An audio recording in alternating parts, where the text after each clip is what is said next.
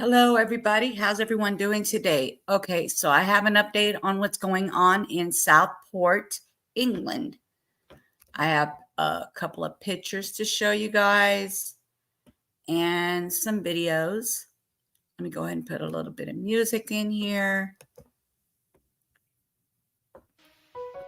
All right. Turn it down.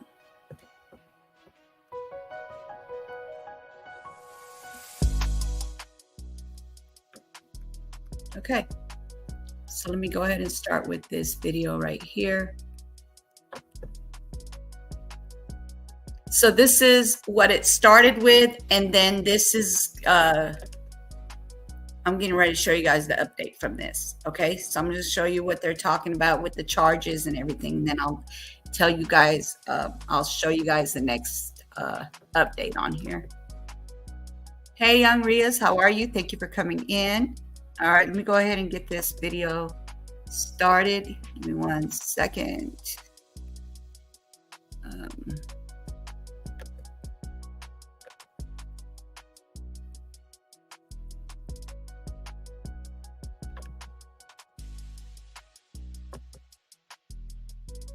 Make it bigger.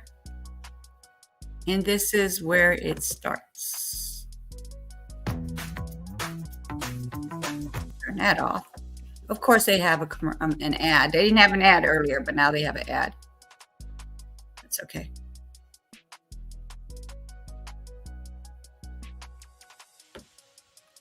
Nope. With the murders of BB. A 17-year-old boy from Banks has been charged with the murders of BB, Elsie Dot, and Alice. 10 counts of attempted murder and possession of a bladed article following the tragic incident in Southport on Monday, the 29th of July. The 17-year-old cannot be named for legal reasons as he is under 18. He has been remanded in custody to appear tomorrow, the Thursday, the 1st of August, at Liverpool Magistrates Court, Derby Square.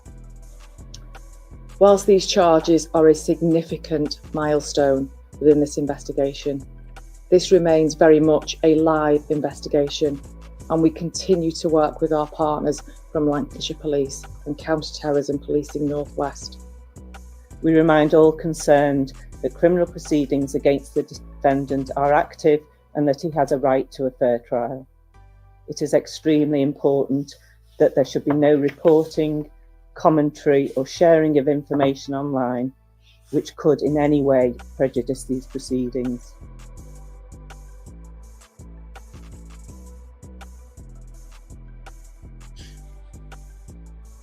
Okay, so that's the first video that I wanted to share. They now changed it. Now the actual, it's a lift on his name.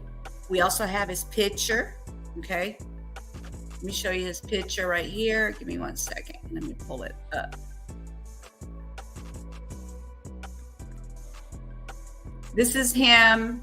I'm thinking this is in court, right? So they got a picture of him in court covering his face. His name is Axel Rudakubana, and he's 17 years old. This is the one that did the stabbing over there in Southport, England. Okay, and this is him when he was young, when he was a kid. That's the person. That's him when he was young. Okay, you guys. Now I'm going to go ahead and share this other video with you guys so you can hear what's going on. They have lifted it. Okay, they lifted it. I wouldn't be showing this if they didn't lift the name and his pictures. Hold on 1 second.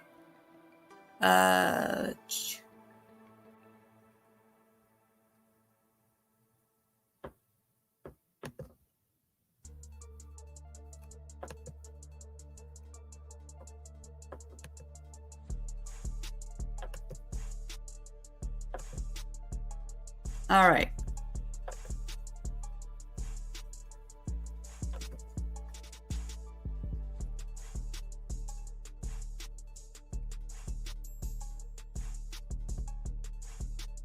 A 17-year-old boy has been charged with the murders of 3 girls in Southport and 10 counts of attempted murder after a mass stabbing at a dance class on Monday.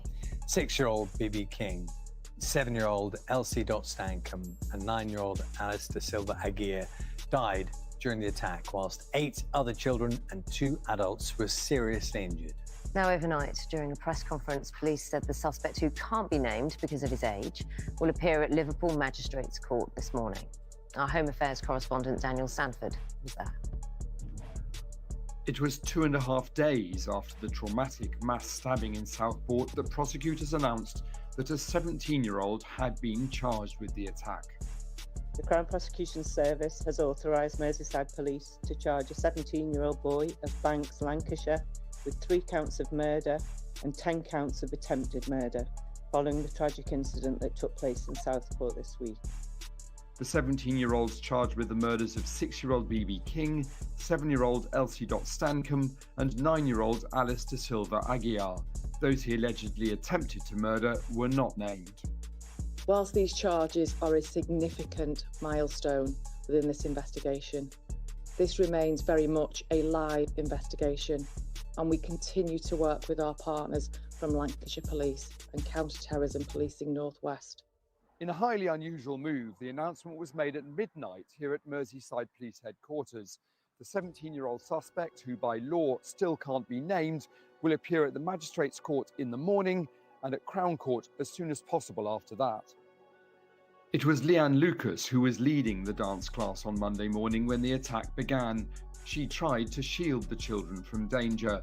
Her cousin told the BBC how she's doing now. All we know is she's talking. She's still definitely not out of woods yet, but she's definitely talking. Yeah, we're not allowed to say too much, but yeah, she's a hero. She's an actual hero. Jonathan Hayes was stabbed in the leg after he ran into the class from his office next door when he heard the screams. From his hospital bed, he told the BBC he didn't see himself as a hero and wishes he could have done more. Hello, God bless. How are you? Do you see? Hello, how are you? Will be a milestone in this tragedy. Thank you for coming in. The town still has a lot appreciate of it. grieving and healing to do. Daniel Sanford, BBC News, Southport. Well, let's go to our North of England reporter, Rowan Bridge, outside Liverpool Magistrates Court for us now. Rowan, just take us through the proceedings today. Well, Charlie, the 17-year-old, as Daniel was saying, is due to appear here at the Magistrates' Court in Liverpool City Centre later this morning. News of the charges came through just after midnight last night, and I think it's worth reiterating just how unusual the circumstances surrounding that were. We might normally expect in a case for charges to be sent through maybe on an email and a press release. For there to be a news conference about it is unusual. For that news conference to involve the most senior officer in Merseyside Police and the Deputy Crown Prosecutor for Merseyside, I think shows the gravity and seriousness with which the case is being treated. Now, that case will start in the Magistrates' Court this morning, but because of the seriousness of the charges involved, murder and attempted murder, the case will automatically be transferred to Crown Court. It's possible the 17-year-old may indeed appear at Crown Court later today. The authorities, though, have asked people not to speculate about the case and particularly not to publish anything online which could prejudice what is now a live legal case. And the police have stressed that this is very much still an ongoing and live police investigation, which is pulling in resources from across the northwest of England. Right, for the moment, thank you. Our correspondent Lauren Moss is in Southport. Lauren, good morning to you. This is a community that is grieving, and this is a community that's going to hear this news, as Rowan said, unexpectedly came overnight. Good morning, Naggy. Yes, 3 days after the attack that happened just a few yards behind me here on Monday, the entire Okay, so basically, it's been lifted where you can't show picture, you can't say his name. They have lifted that, okay, you guys, they lifted it. His name is Axel, first name Axel. I hope I can say his last name correctly, is Ruda Kubana, and he's 17 years old, and that is him when he was young, okay? That's when he was younger. Okay, let me go ahead and start the video.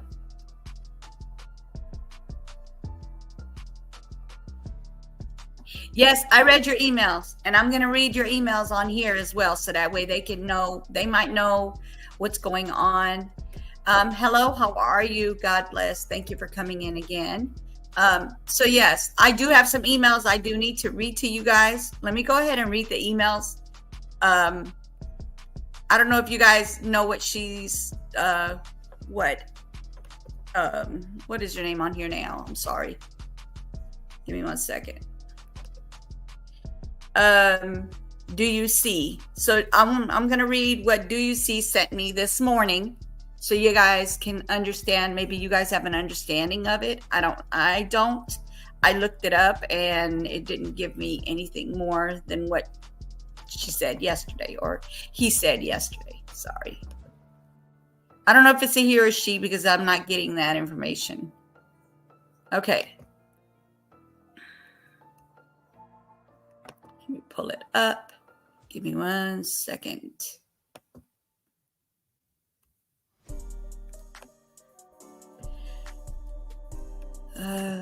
Let's see here.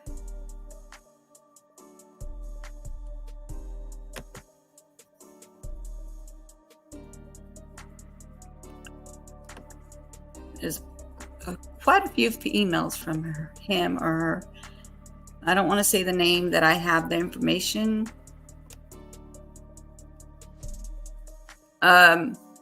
Look at the key news event. You'll see the pattern. If you don't look, then please stay safe. What are you seeing? What you're seeing now is nothing compared to what's coming. If I don't hear from you. Okay, that was yesterday's. Why is not the new one showing up on here? Give me 1 second, y'all.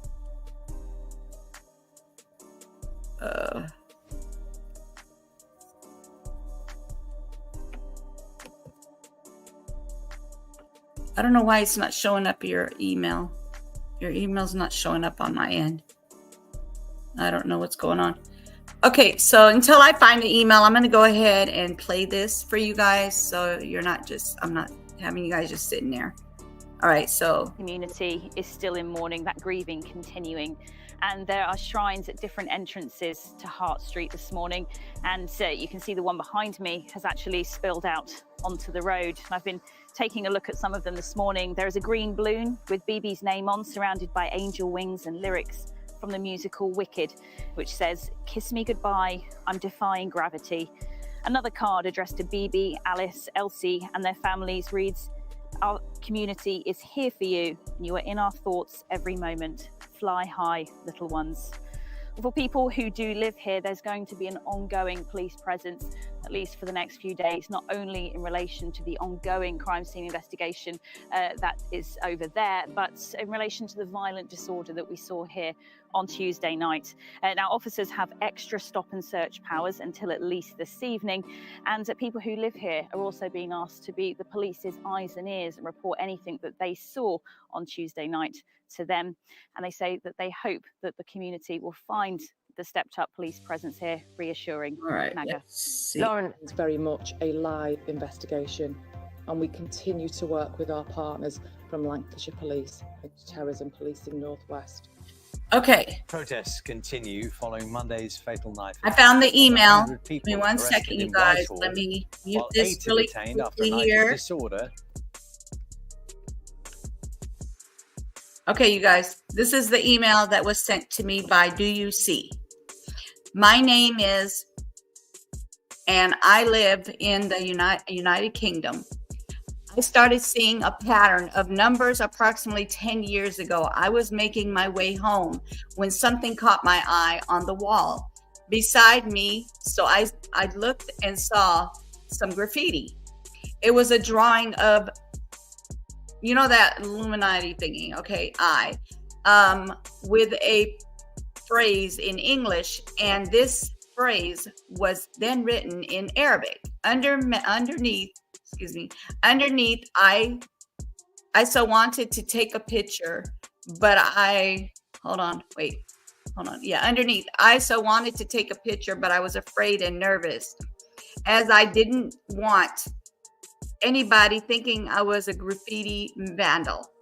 So I carried on home, but when I returned to town to go back to my other home after the weekend, and the graffiti was still there. But again, I was nervous and I didn't take a picture. The last time I saw the graffiti had been rubbed out.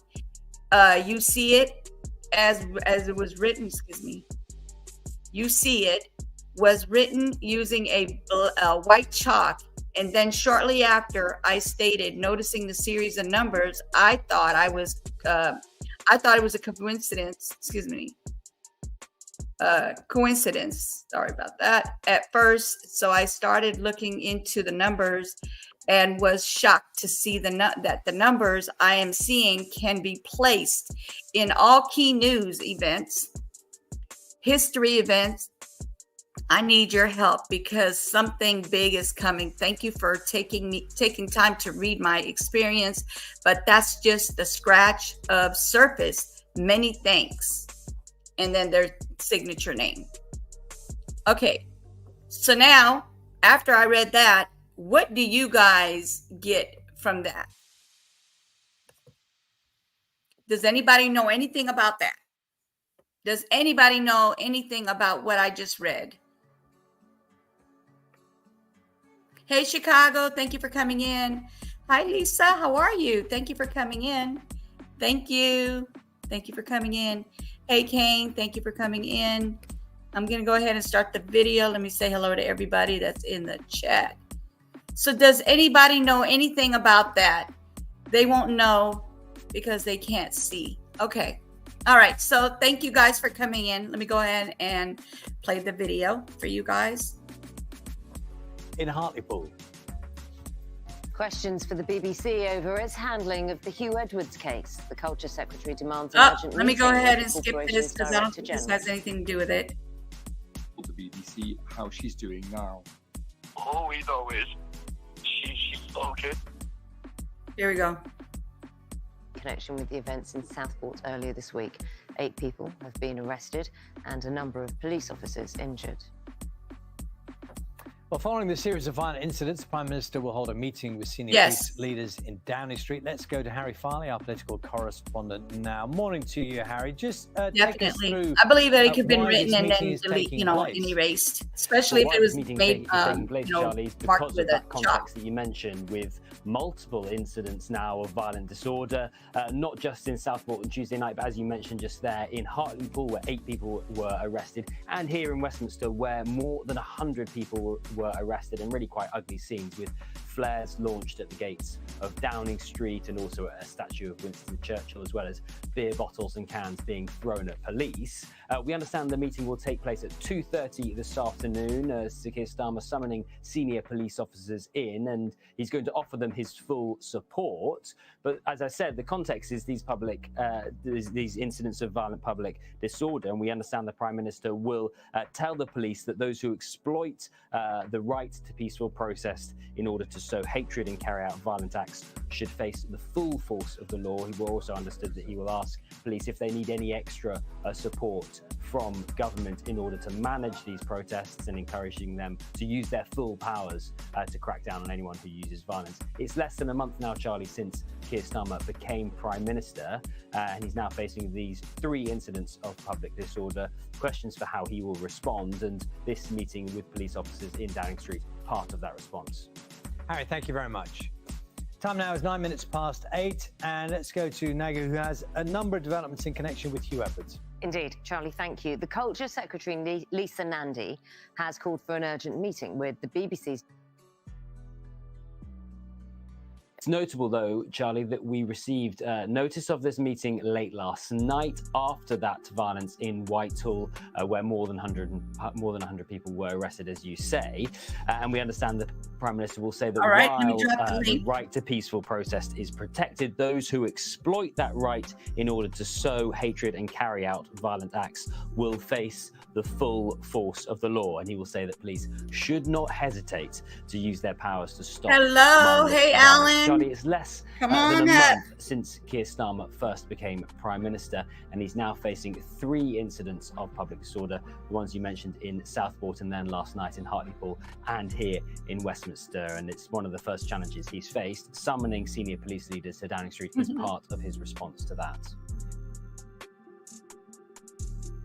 A 17-year-old boy has been charged with the murders of 3 girls in Southport and 10 counts of attempted murder after a mass stabbing at a dance class on Monday. 6-year-old BB King, 7-year-old Elsie Stankham, and 9-year-old Alice De Silva Aguirre died during the attack, whilst 8 other children and I don't know 2 why it's adults doing were that. seriously injured. Now, overnight, during a press conference, police said the suspect, who can't be named because of his age, will appear at Liverpool on one Magistrates second. Court this morning. Our Home There Affairs you go. correspondent Daniel Sanford was there. It was 2.5 How are days you? after the traumatic mass stabbing in Southport. You're playing your video. I'll talk when you finish your video. But it's nice to thank you very much for letting me up. Oh, you could go ahead. You could go ahead and talk because I won't be able to like keep showing the video all the way through, so we kind of have to break in and out of there. Right. Well, There are charges. He said, okay, so he said he's charging his headphones and he'll be coming up in a half hour. Okay. That's fine, Okay. Alan. Thank you. The first. There are the first- charges, you guys. There are charges, and he went to court, and they actually told him that they weren't going to give him a bond. He had to go to another court hearing for them to give him a bond. If they will give him a bond. As of right now, there's no bond. Are you talking for the child killer? The 17-year-old. And this is him right here. This is him when he was young. Yeah. And then Look that's how they him in court. look how they try to put the picture of like a little innocent 10, 11-year-old doing his gang sign. That's probably why he got kicked out of school for carrying a knife in school. Oh, is that a gang sign right there? Yes. Look, go back Oh to it. wow. I wouldn't have Look, put it up it's there gang. if I would have known that was a gang sign. Sorry, y'all. That's horrible. No. It's only his gang sign, just goes to show he's not quite the little innocent in that Yeah. picture. But listen, thanks for that's- letting me off the panel. The Yes, the you're statement welcome. that you're relaying, the BBC, Mm-hmm. is the Look. utmost sick, vile, lying, paedophile protecting station we have in England. Mm-hmm. And arrest pensioners for not paying their license fee. Put pensioners in prison. Listen. This BBC. I know you're American and you're over there, and like Mhm. people over here don't know about NBC and all the other things and stuff like that. Right. Wow. We've just found out that one of the presenters, a guy called Hugh Edwards, right, he was suspended back earlier in the year for paying a young lad to have, relations with him. Anyway, it just transpires he's also pleaded guilty, and the BBC knew this, of making Category A indecent images of children. I won't go into details. Category A is the most severe. Mm-hmm. Just usual, Anyway, in that time, the BBC knew this and gave him a pay rise. And didn't sack him. They suspended him and gave him a pay rise. There was also a guy called Jimmy Savile many, many years ago, who apparently did lots of charity work for hospitals and running, and he had his own show. After he died, it transpired the BBC protected him, and he sexually assaulted like disabled children in hospitals and so forth and so forth. The Mhm. list is endless. There's another one called Rolf Harris, originally from Australia. He's sung songs like "Tie My Didgeridoo Down Boy" and "Two Little Boys." Oh, that's quite a and there's in the charts. He was another paedophile. Just recently died, convicted, put in prison as well. So this BBC, that they lie. They will only show you, like for last night, the riots. Right. So there's many videos you can see on Twitter or YouTube where someone's peacefully stood in front of the police, Mm-hmm. and then they hit them for no reason with a baton, and then set a dog on them, a police Oh, dog. wow. Yes, you don't see all that. And then in London, people just stood there. A 73-year-old woman just walking her way, got accosted like stormtroopers, like from the 1940 brown shirts, police officers. She's 73, never been arrested in her life, and fitted with a pacemaker. Good job they didn't use a taser gun on her, and quite violently arrested her. She was screaming that, "You're hurting my hands. Can you not do it so tight, please? I've never been arrested in my life. I'm not doing anything." Right. That's what it was like last night. Slash squads. There was no real violence. My friend who organised it, Danny, they did not start any of the trouble last night. The police came heavy-handed. They had the helmets on, the batons drawn. There was absolutely, like, I don't know, got to be 80 police riot vans parked up round the corner, ready to go. Wow. And the thing is, the protests, the chants were "Save our children," save our children. Yeah. And that was far right, thug, racist people of all nationalities, by the way, in all colours, for asking for our children to be protected, and we got attacked. Wow. Let me speak to the chat really quick. Let me say hello to everybody. Hey, Terry, how are you? Thank you for coming in. Gaz and Son, thank you for coming in. Appreciate you guys coming in here and joining us. I'm hoping this whole thing kind of starts to get better soon, because it just seems to be getting worse and worse by the day. Hey, Armando, thank you for coming in. I appreciate it.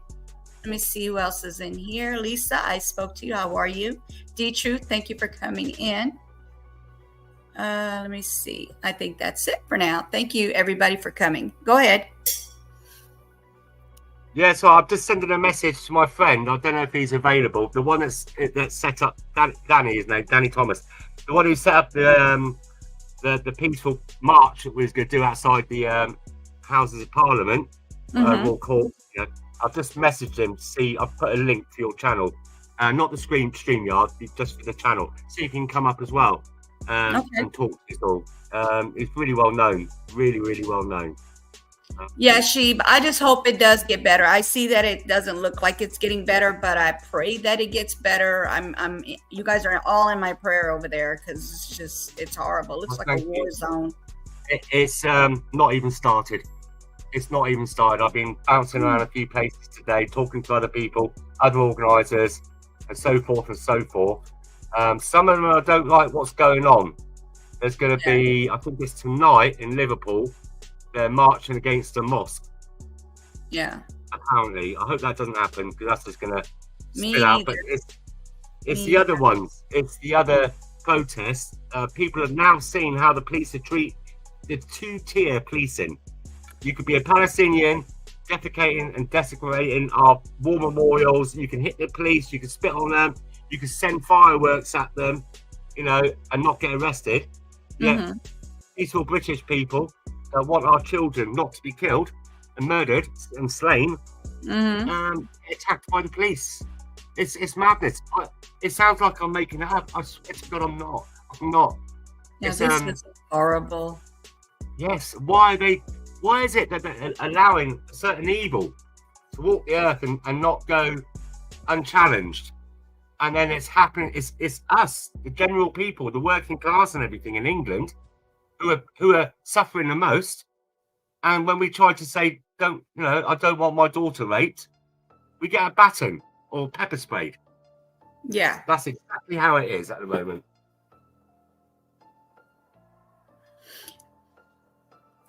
Terry, I'll mod you for today, but I normally don't, because I do need some help in here. So I'm going to go ahead and mod you for today, for now, and then I'll unmod you afterwards, because I do need help in here, just to keep it. I moderate a lot of channels as well. And the mods, this is how you should be. The first priority of being a moderator is to protect the channel. So if you start seeing anybody put anything racist like N.I.G. or there's a number 14, I think it is. It's a white supremacist number, or 88. You have to be on clue on these things. And anybody bringing in their stupid arguments they got on another channel with each other, keep it there.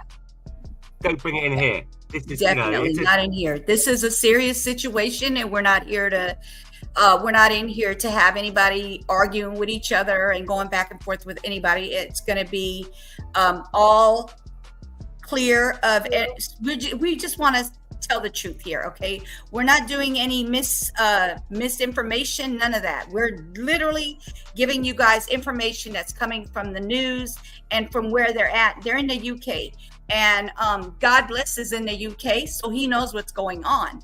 I don't know what's going on because I'm not over there, but I know what I know from the news and from what they're telling me when they come up on my panel. So let's keep the chat, keep the chat clear of any, negative comments or arguing or anything like that. So I just wanted you guys to actually see this picture again. This is him when he was young, and that's him when he's in court. His name is Axel. I'm hoping I say his name correctly. His last name is Ruda Kubana. Okay, 17 years old. 17 years old, and he unalived these 3 little girls right here. And there's another 6, 7, and 9, y'all. 6, 7, and 9 babies. And another 8 children in the hospital. I think. Yes. I heard one of them's not too bad, not critical no more. But the other ones are in critical state. I don't know what's happened to the 3 adults or 2 adults, and there's 3 guys. One guy's all right. He got stabbed, but he's okay. He's out. Yeah. The lady, Leo. What's her name? I think it's L. Leo Still something. She's the one who's hosting the event for the little girls. She's still in hospital apparently. But the good news is, is there any good news? Not the yet. thing is, everyone said it. Now, I did say to you yesterday, everyone was saying his name was Ali Al Shakir, and I did say to you yesterday, well, that's a bit strange because that's not his father's name, unless he adopted him or was from another marriage. Because his father came over here from Rwanda in 2020, and he's a bit of a quite a champion of kung fu, like a karate kung fu black belt.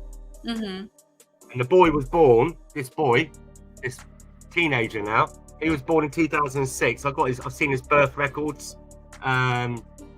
So he was born in actually Glamorgan, I think it was. I'll have to pull up the pages. So I've done quite a bit of research around today. Can't find anything connecting. I found his mother's Facebook. Oh wow. And I cannot put a connection between him and being a Muslim. Can't find anything. Well, they're saying, actually, I did read that he is actually from the UK. Catholic. Yeah, he's born in the one that he was born in the UK. Now, most Rwandans are Catholic, so it could be that he's Catholic. But he was born in Wales, but doesn't make him Welsh. Okay. Right. It's like you're American, and if you get born in Japan, doesn't make you Japanese. Right. Right. I understand what you're saying. Yes. So this is what he's being charged with. Let me get that. The police have not disclosed the motive for the crime, but the charges will be revealed. An alleged unaliver weapon was kitchen knife with a curved blade. That's the kind of knife he had, y'all. That is horrible. I mean, the only knife we have in the kitchen with a curved blade would be a cheese knife. You know, you get these cheese knives with serrated edges, and they're not very big; they're quite small, and then they turn up at the end into like a snake fork tongue to pick the cheese up. Oh, that's what it was. No, that's when you. No, that's the only kind of. I'm not saying that as a knife you use. Okay. From the description of it. The description. Yeah, of I can't see that was what he used. Right. We got quite a good selection of cutlery, and utensils, and my Right. wife's a chef, and I haven't seen that. That's the only kind of knife you'd have with a curved end on it. Right. Unless Yeah. I know which one you're talking about, but we don't know if that's it, you guys. We don't know if that's the actual knife or not. But It's similar, possibly similar to that because of what they're saying on here, how they described it. So basically what it's saying on here is that the teenager suspected, to be... Yeah, thanks for not using that word, the boy. That's Right. what he keeps saying, the boy, 17. Like, sorry. Yeah, 17 years old. He's 17 years old. The teenager suspected to have unalived 3 children in Southport, England on Monday has been named. His name, like I said, Axel Rudakubana, 17, has appeared in Liverpool court, charged with 3 counts of unaliving, 10 counts of attempted unaliving. Despite being a teenager, Liverpool Judge Andrew Meneray said the suspect could be named because he will turn 18 next week. So basically, he's about to turn 18. Yeah, that is why. 18. Yeah. Right. That's why they allowed his name, because he's about to be 18 next week. Okay. Where are you reading this article? Because it's the terminology of the unaliving you keep saying. Oh, I say that. I say unaliving word, the M word. Yeah, I say that. Yeah. For sure. Yeah. I'd have said the slaughter word, but okay. Right. Police have not disclosed motive for the crime, but the charges revealed the alleged unaliving weapon was a kitchen knife with curved blade. Now, I don't know if they're going to show a picture of that knife or not, but they have not done so yet. So it says the 17-year-old allegedly conducted the stabbing at a summer vacation event for children 6 to 11 called Taylor Swift Yoga and Dance Workshop. 3 girls aged between 6, 9, and between 6, 7, and 9. That's their ages. So it's between 6 and 9 were unalived in the attack, while 8 children and 2 adults were injured, critically injured, you guys. So they're still in the hospital. I'm praying that they get, that they're going to be okay.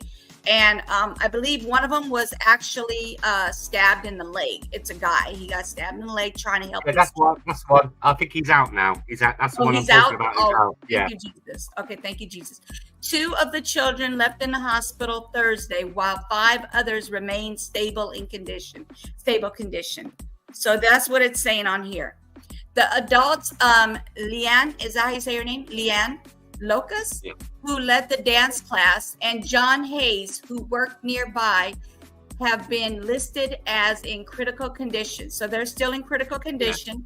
Police confirmed that Mr. Rudakubana was born in Britain. No, in Wales. Well, Great Britain. Yeah, that's Great what they Britain, call we say all the 4 countries as Great Britain, or United Kingdom. Okay. He's born in Wales, part of the United Kingdom.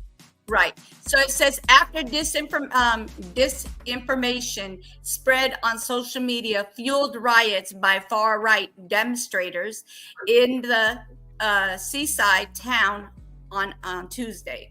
The suspect wore a gray tracksuit and pulled his sweatshirt above his nose, holding his head low during the brief court hearing. But he was wearing green at the time. I believe it was green when he was. There's a green. Right? There's a video of him when he's walking up and down. Now, the reason why he's got different clothing on now, firstly, the police, the forensics would have taken his clothes. At first, he'd have been in a paper suit, like a forensic suit. Exactly. And now he's been issued with like a prison issue clothes. Okay. So now he's, like I said, he's holding his head down during the court hearing. He's covering his face, trying to cover his face. He did not speak or enter a plea. A recent rise in the knife crime in the UK has stoked, and it says led to calls from the government to clamp down on bladed weapons. Wow. So they're gonna try to take blades from you guys, weapons from you guys. That's a great idea for those that are going to be doing anything wrong with them, definitely. On Tuesday night, a crowd of several hundred people hurled bricks and bottles at the riot. Police Southport set garbage bins on fire, Jesus, and vehicles on fire, and looted a store. Hours after a peaceful vigil for the stabbing victims. Jesus Christ. Wow, that picture is horrible. Police said a name circulating online parodied. I don't know what that word is. I'm not even gonna try to say it. To the suspects was false and spread a far-right activist. False claims online also suggest that the suspect was an asylum seeker, which is not, they're saying is not true. Protesters all gathered near the UK Prime Minister residence in London chatting, "We want our country back," and hurtling beer cans and bottles. More than 100 were arrested for the offenses, including violent disorder and assault on emergency workers, London Metropolitan Police Force said. Wow. Okay, so that's what's being said on that end. That's horrible. Hey, Cockroach, how are you? Thank you for coming in. Surely he should have been on him. Yeah, I don't know. I have no idea. They said that he was, from my understanding, they said he wasn't. So I don't know. Don't follow the narrative. I don't know. This is what's being said. Okay. Let's see. Go ahead. I'm done with that reading on that part. So that was a lot. I'm just looking. I might present some videos for you to see about what's been going on here. Because unfortunately, you're not to know. I know you've been watching the BBC. Yeah. And if I'm on this channel now, right, and I said to you, I'm so hungry, I could kill a pizza right now. And then you can chop that and say, yes, I heard God bless say he could kill. Look, I could kill. You cut that bit out. Yeah? Yeah, Same I know thing exactly with what you mean. in You can edit it. You can definitely edit it to say that if somebody says it, if it has enough space, you can get it exactly to their words. Yes. Right. Let me I'm gonna present some screens in a minute. Okay. Not horrific stuff, just stuff that's on the media and circulating. Okay. Nothing with nobody being stabbed or anything. So Right. if I just pause that, I just go to this. Yeah, I'll let me do drop the link for you, Alan. Hold on. Okay, there you go. Hold on a second. Right, where is it? Where is it? Where is it? Is it that If one? anybody wants to come Okay. up, it has to be clean. We're not doing any bunch of cursing and arguing, none of that, okay?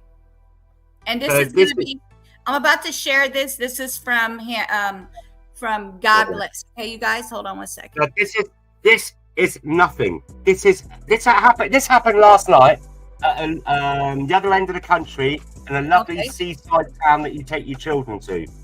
So I don't know if I need to enlarge that. Give me 1 second. Okay. I'll enlarge it. How's that? Better? Yeah, that's fine. Go. Yes. Look at the families walking around with their kids. Look at the security and the police there. Too scared to do nothing. Standing there watching. Oh my God.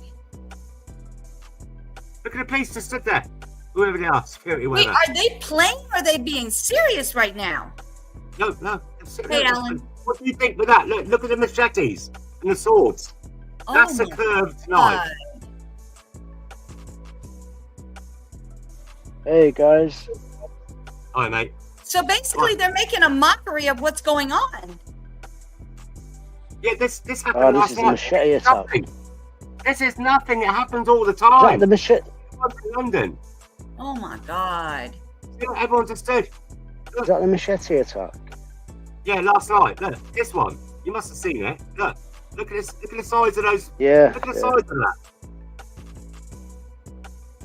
Police And just then- stood back. Yeah. This is what it's like. But say the protesting Crazy against my that. children, and then here they are.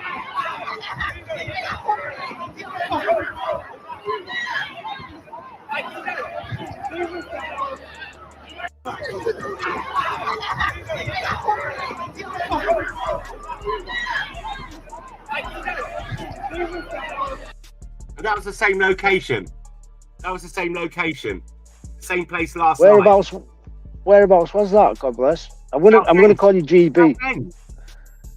That Southend. was both incidents for Southend, were they? Yes. Yeah, it's all in one. Let me just Oh, show yeah, you some of the. right, okay. Let me just show you how the police responded last night. Hang on a second. How are you doing, first of all? I've just come into the chat. How's it going? You good? I'm good. How are you? How are you doing? Yeah, not Struggling bad, with thank you. what's going on. Yeah, doing all right. I just wish Let me you guys just weren't going through this. I'm sorry that you guys are going through this. It's horrible. Another one where the police are just really so heavy-handed. What's this one? Oh, that's more from. That's some more of it from last night. If you're still sharing that one there. GB. Oh, I'm muted. Yeah, go on. Did you watch the protests and the mini riots in Hartlepool last night? Yes, I'll show you that now. Let me just show you a bit of that last night, and it was a peaceful protest. And you wonder I was why watching people retaliate. I was watching it. I was watching a live on TikTok for about 2 hours. This is how the police treat violent criminals. Look. Oh my! And they do nothing. Look. That's London. This is every day, all the time. This is nothing. Let me just show you. I'm just trying to find the one from last night. Queen of England doesn't. Here we go, this one. I'm going to ask you something. Does the Queen of England do anything about this? No. Sorry, what? Say that again. You knew. King of England. Does the Queen of England do anything about this? Because I thought this would be this wonderful place to go visit, but now I'm kind of wondering if I should ever go to London. This is hard. Does the king? Did you say king? Does the king do anything about it? The Queen of England. She's dead, sister. We have a king now, King Charles. Oh my God, I'm so sorry. His wife, he died, but that's all right. Yeah, I'm sorry. I'm not thinking straight. So but to yes, answer your question, you knew. Yes, he does do something. He encourages it because he has shares in the company that houses all the illegals. That gives them nice hotel. GB, chill. GB, all right, take a breath. chill a second. So you knew. So what do you think that the king of our great country should do or could do to help? They gotta get these. Oh my God, these officers need to do more. Instead of being scared, they need to do more. I mean, I don't know how to. I don't know how to deal with violence, and this is a lot of violence going on. And I never thought it would be in England like this. This looks like the U.S. I mean, like so maybe like when I was in California and they were having that major riot. Remember the guy the cops went after, and they had a riot because the cops beat him. Well, I was there when it was happening, and it looked like World War III. How places were being burned, businesses were being burned, they were looting, they were stealing things, they were taking things. I mean, it was just a lot of things going on. And this is what this reminds me of, where they're burning things, they're fighting all the time. And I really didn't think England would have this going on. Hang on a minute. Us indigenous British, we don't smash up our own surroundings. We don't set fire to our own buses. That where pensioners and elderly people can't go and do their shopping. Yeah. That's not us. That is not us. Okay? Yeah. That's not the British. It's not. You're right. Yeah, it's not the British way, is it? We're a little bit more advanced than that, or we like to think we are. Here, this is from last night, another part of England, and what happened was, as you'll see. Now, you tell me who's in the right and who's in the wrong. Who aggravated it? Well, who started trouble? Let's continue with that. What you were saying there. So what are you putting it down to? Are you putting it down to an influx of different nationalities that's brought the moral standard lower in How many Britain? Britons in the part before 20 years ago would wander around with machetes? We never had machetes. saw it, did We'd use your fists. No one pulled out a Yeah. knife. You go outside and you'd have a bit of a tear up, and you just get back on with it, wouldn't you? And then might meet each other the next day, shake hands, and buy each other a pint. But this Who's is from England? Night. Who's from England in the chat? Anyone? Look, From Britain just in the stood chat. there. Just stood there, pleading with the police. Come on, don't hit people. He didn't do nothing. That's what he's telling them. Then watch the cop with the dog. Watch the police officer with the dog. Look at him. Yeah, I saw this. Hang on. Takes a chunk out of him, doesn't it? God, are you kidding me? The guy was walking away, and what did the cop do? Look, he's walking away. And I got to get. Oh my God. So, GB, what do you think? What do you think we should do then? What's your sort of It's happening, isn't it? angle on these events? How do you think as a nation we should respond? Well, we have to respond with full force at some point. I don't want to say that, but because us being peaceful gets us nowhere. Yeah. When people riot and fight back, they cower, don't they? They cower. Look at this. Look at this guy here. Just look at the police. They got his arms. Look, they got his arms. Hang on a second. Okay, we take that down because this is just violence. A lot of violence. Yeah. Let's have a look at the chat. You knew. Oh my Jesus, have mercy.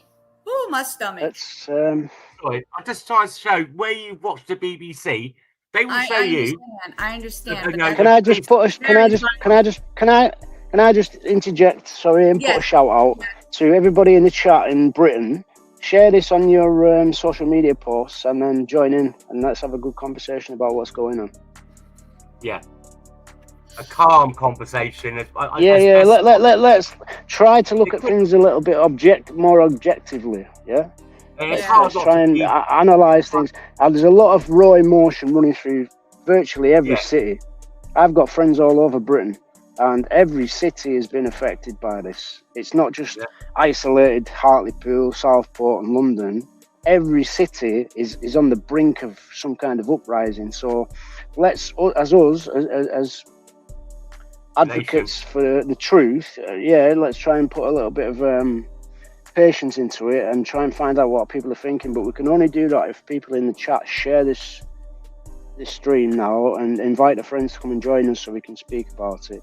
And we'll look at the comments and we'll try to interact as best as we can. Yeah. All right. Just thought I'd say that. Get it shared out. Disturbing. That was very disturbing. That made me go back to what was going on, like in LA. That was disturbing. That was very disturbing. Yeah. Well, what you've got is if we look at the facts. Let's say the facts. You can probably help me with this, GB, because you're in Britain as well. So his name, the facts, what the media reported, it's just been released. His name is Axel Ruda Cubana. Yeah. Is that right? Born in Wales. Parents were Rwandan. He's got a brother. And what we don't know is his motive, his religion, and we don't know his social media position, or we don't sort of have any witness statements from people that know him, do we?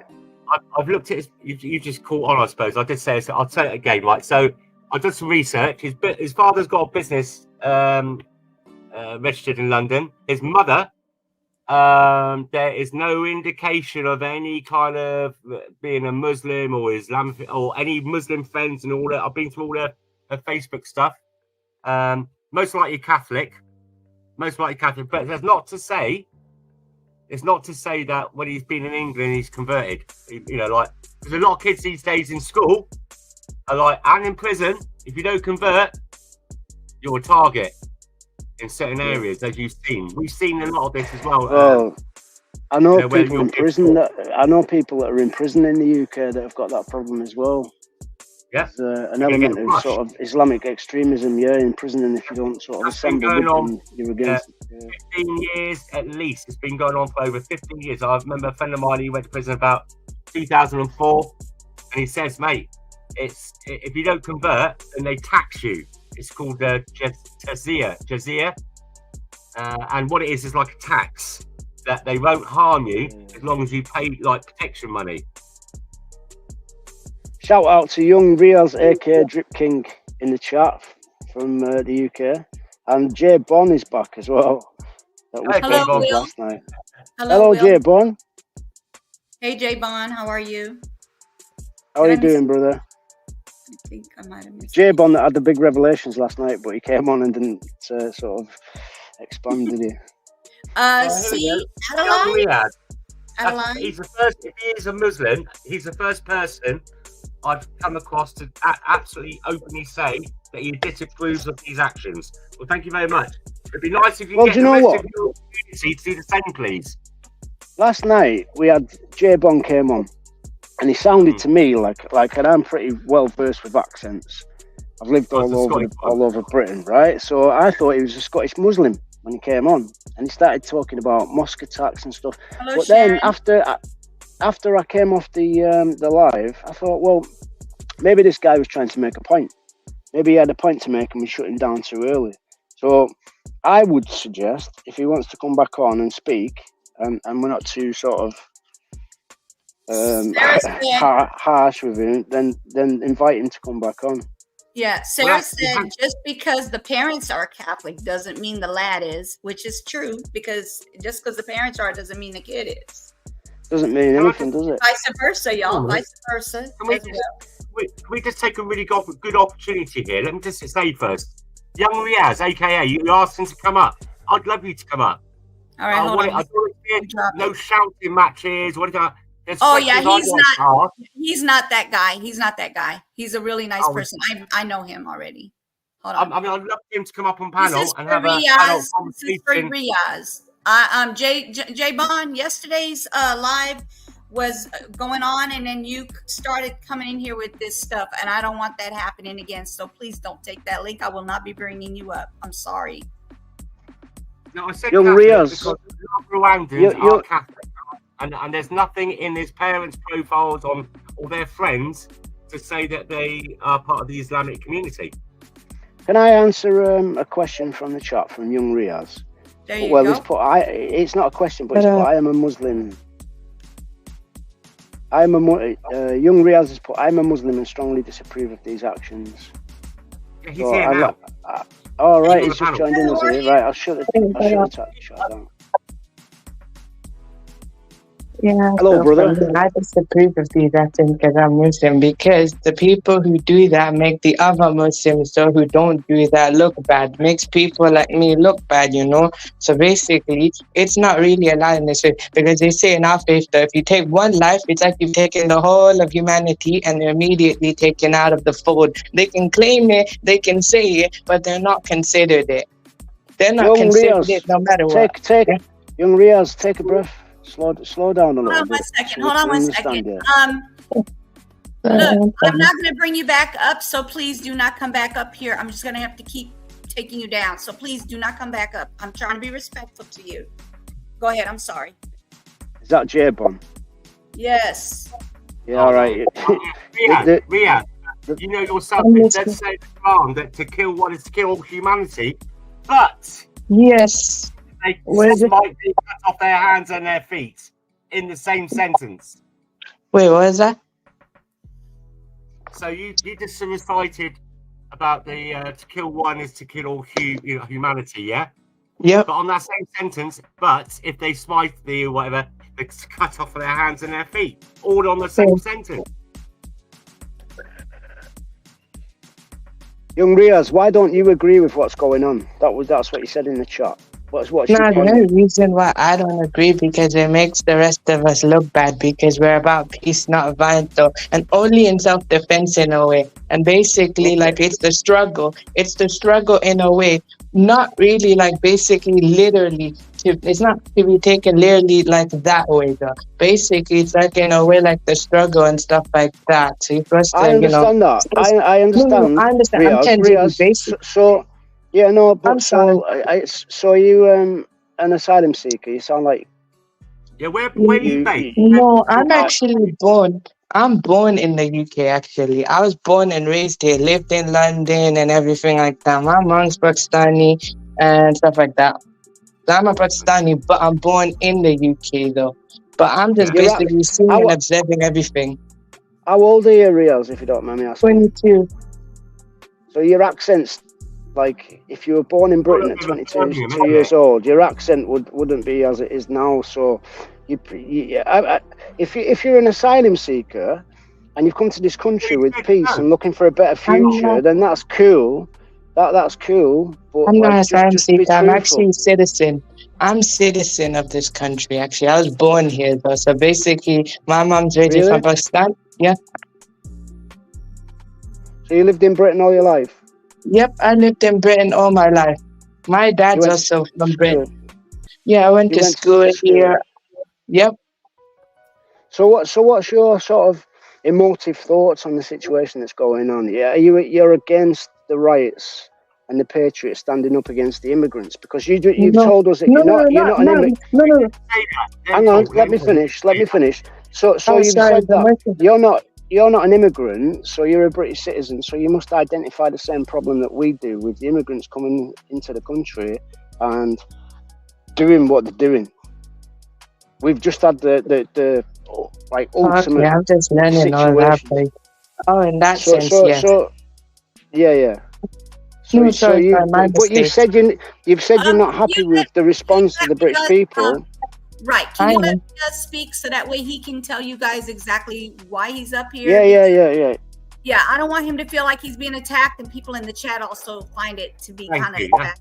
I appreciate it. I apologize. I wasn't That's trying okay. to come across that. That's okay. Yeah, just being very much like, with the Muslims, you do the violent stuff though, and basically taking people's life. That's wrong about. But basically, I won't blame the British people for doing that in a way, because it's their country in a way. And look, if immigrants want to come here for better life and everything like that, then that's good for them. But at least like obey the law and stuff. Because my mom is originally, I'm from my background in a way is technically my mother's background. She's immigrated. She was born in Pakistan. She married and then basically came here and she lived here and obeyed the law and everything. Good. That's a nice thing to hear. Sorry, it's just that the way you answer, the way you're asking questions, I get that. That's just the way it feels like it does, May I ask you something, please, Rez? What are your feelings on? I mean, you say you've lived here all your life. You do have a bit of an accent, but that could be because of your parents, and I understand that. Is where we have all these grooming gangs. We had another 8 charged today. Many Mohammed raping young white girls. What is it? Your community? What? Right, so on the things with the Bradford and all the grooming gangs, predominantly Pakistani Muslim men raping and gang raping little white girls, where we're talking about 11. I denounce them. They're not my people. They're criminals. No, well, hang on. Yes, but what I'm asking is, in your community, how is it looked upon? Because we don't see the Muslim men's wives, children, mothers, their fathers, their sisters coming out and ousting these people, whereas us British people, if we heard that there was a white guy or Christian or whoever, right, we found out that person was doing those kind of heinous crimes, there'd be a lynch mob. There'd be a lynch mob, and his life would be in danger. All right, I'm going to respond to what you're going to say. And basically, the way it's looked upon very badly, actually. Them people who do that are immediate criminals. They're not, looked upon favorably. They're very bad, though. And the many of them, the reason why some of them choose not to say anything, even if they do want to say anything, it's just that in a way, they're immediately thrown out of their community. They can say they're part of it, though that's out of their mouth. They're not a part of it themselves, actually. The moment they do that is the moment they've been taken out. So basically, it's not looked upon very favorably.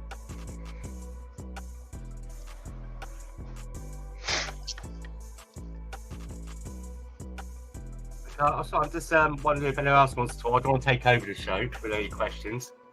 No, I'm listening to what you're saying.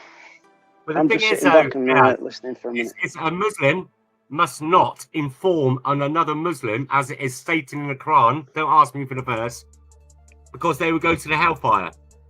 Correct? Yeah, that is true. That is true. So yeah, in a way, that is true. It's just that basically, though. Yeah, that is. Wait, I'm kind of slow down a bit. So I got you. what you're saying. No, I get what you're saying, and that is wrong. Of course, that will happen to them. No, so the moment like when like justice to those people who did that, though, they will happen in the next life and stuff like that, and everything. Oh my goodness, man. And the way things have happened since the early 2000s, since the Islam has come across Europe, can you not see for us? They're radicalized people, though. They're just radicalized people. They say they practice the faith, they do the faith and stuff, but the way they do it is actually not, because they're radical and not really what the actual faith is. Because the faith actually is, no matter where they go, you're supposed to respect the law, you're supposed to follow the country's laws no matter what. And even if you want to practice your faith, do it in your home, or if you want to express it, that's fine. And also, if you want to inform other people of your faith, do it in a way that other people understand. Don't force it. The moment you do that, though, God is not happy. God is not happy, though. God is not happy about it. Don't like it at all. And basically, those people who do that are immediately, then they're gonna go somewhere, man. And I ain't saying no. And that's not in my place to judge, but that's just how it is. I mean, I really respect the fact that you've come up here, up onto the channel. Okay, I really respect that. And I'm a person that would like to talk to you about things, or another person of the opposite side or whatever, or with different views, so that I can understand your side of things. Me too. You understand what I'm saying? So I will ask you some probably difficult questions, is because it's difficult to find the answers without getting, you're racist, you got Islamophobia.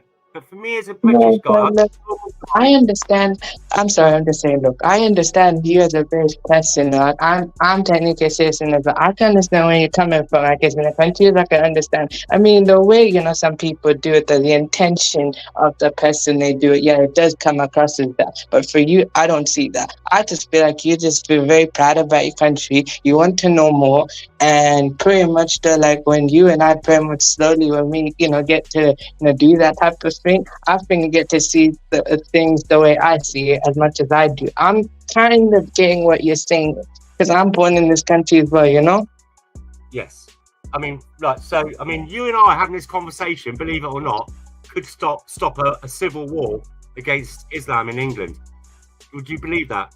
Of course, because when we educate each other on everything, pretty much, when we educate us other people on these things, they will understand, look, let's not hate on them like that, and let's not do it like that. And basically, when these people are educated in a way to understand, then they will know how to deal with stuff like that. Because some people who do that, though, they're not educated. They're not educated on these matters, and they don't understand why, this type of thing, So pretty much when we educate other people on it, they'll understand it. So I don't know if you're aware of all the events that have happened of late and in the past, that thing like the Manchester airport, loads of other things, and the connection with Islam and Muslims. And so for us in England, I'm just a dad of 5. I've got 5 kids. My youngest is 6. I'm involved in a lot of patriotic channels and YouTubers and just lots of other people. And I've had to start to bring myself into that because we are seeing more and more of our little children getting raped. We're seeing more and more robberies and the knife attacks, the drugs, the Turkish Of course.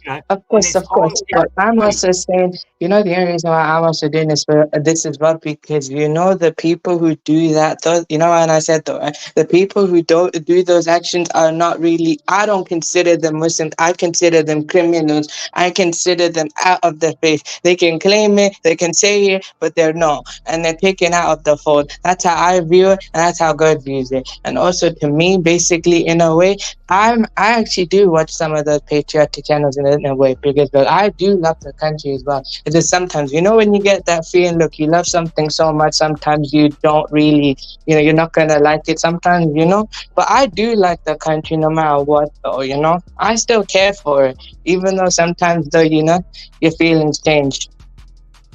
I mean, I Good had for to you. ask at the beginning what country you came from because you don't sound like a British Muslim with your Oh wait, attitude. I'll tell you why. I'll tell you why. The Basically, Muslims like I was born here. Okay, look. The only reason I don't have the accent like that is because I moved out. You know, I was like in and out the country, so I didn't get the accent like that. So for me, this is how it is. I was born in London, though. I lived there, and basically, I think around 2008, I moved out. I went to Saudi, and basically in Saudi, this is what I did, though. Basically, I was around many people in like a compound and stuff like that, the gated community and everything. So I was around many people and I just learned, you know, different stuff. So I didn't really get the accent like that, you know. I tried. You misunderstood. So if you were born in Britain,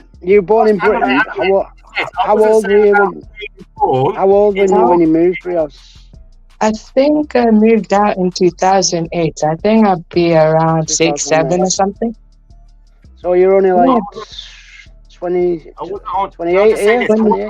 22. Oh, sorry, where 22. It's because you're very moderate, and the moderate that you sound is like somebody from Morocco.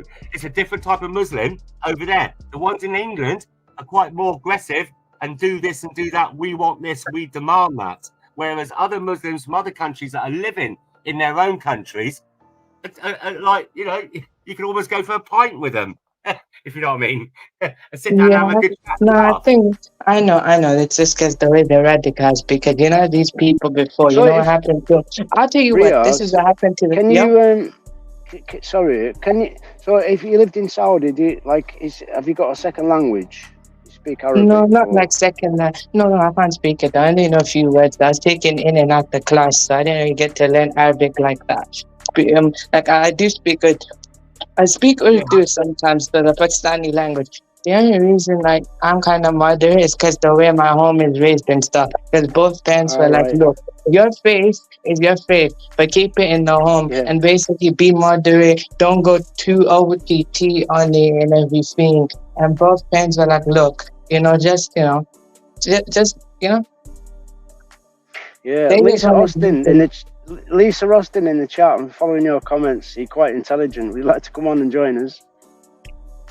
Sorry about that. Why would you dare not come on panel? There's an outage. There's an outage. Where'd she say? At an airport, Manchester Airport. Lisa Austin's from Wales. She's in Wales right now. But she's. I've been watching the comments. She's an intelligent girl. She's got input. Yeah, but I also think it's also the mental aspects of these people here as well. Some of them people, it's the mental aspects as well, and what the type of lifestyle they used to live. So before, what these people used to do is they weren't practicing before. What they used to do is they used to, you know, go out and do whatever, and then pretty much when they just go back to faith and they just read into it, they didn't read it properly or didn't understand it in a genuine aspect, so they just misinterpret everything. And then that's when they go OTT on it. For me, I was taught, you know, look, understand this, but, you know, just, you know, don't go OTT. And that's why I'm not like that. I'd rather, I would never want to be like that. I identify the flaw in the accent as well, GB. It does sound like a touch of Moroccan, but could be South, could be I'm originally from Middle Eastern Europe. No, I mean East London though. East London though. That's not a London accent, bro. Yeah, no, I didn't get it like that. You have refugees or immigrants or whatever that have lived there for 40 years and can't speak a word of English in their communities. Yeah. So he's going to keep the tang, you know, the accent. He'd probably be right for his community. I'm not Moroccan or Arab or anything like that. I'm South Asian. So your Asian. Right, okay. Your community, Raz, do they feel any worries about how things are changing in England at the moment? How the British public? I think they probably do. They probably do, you know. They probably do, yeah. I mean, for me, I go back there and I see how much it's changed, man. Like, look, man. The only reason why my accent's like this is just how it is. And it is what it is to me. And, you know, I can speak fluently in English and stuff. It's just I can't get the accent like that. I try. It is what it is. There's nothing I can do about it. But Let's move on from that. It's irrelevant. It's irrelevant. The thing is, you've actually come up with some panel with us, and we can have a conversation about what's going on what for want of a better word, on both sides. Amen. We got our Amen. Your Good side. shout, GB. Good shout. Can I bring it back to the Southport incident for a moment? Is that all right? Go on. Yeah, is that all right with the panel? Just bring it back to the Southport incident. So, Yes. so like what we know about this situation is I've sort of come up with two possibilities that I'm gonna put them out there, right? So first of all, this man, Axel Rudakubana, I think he's been named in the media today. So potentially he's and people might not like this viewpoint in the chat, but this is just my opinion, right? So potentially he may be a victim himself of some kind of Islamic group targeting, some kind of sort of mind control thing, right?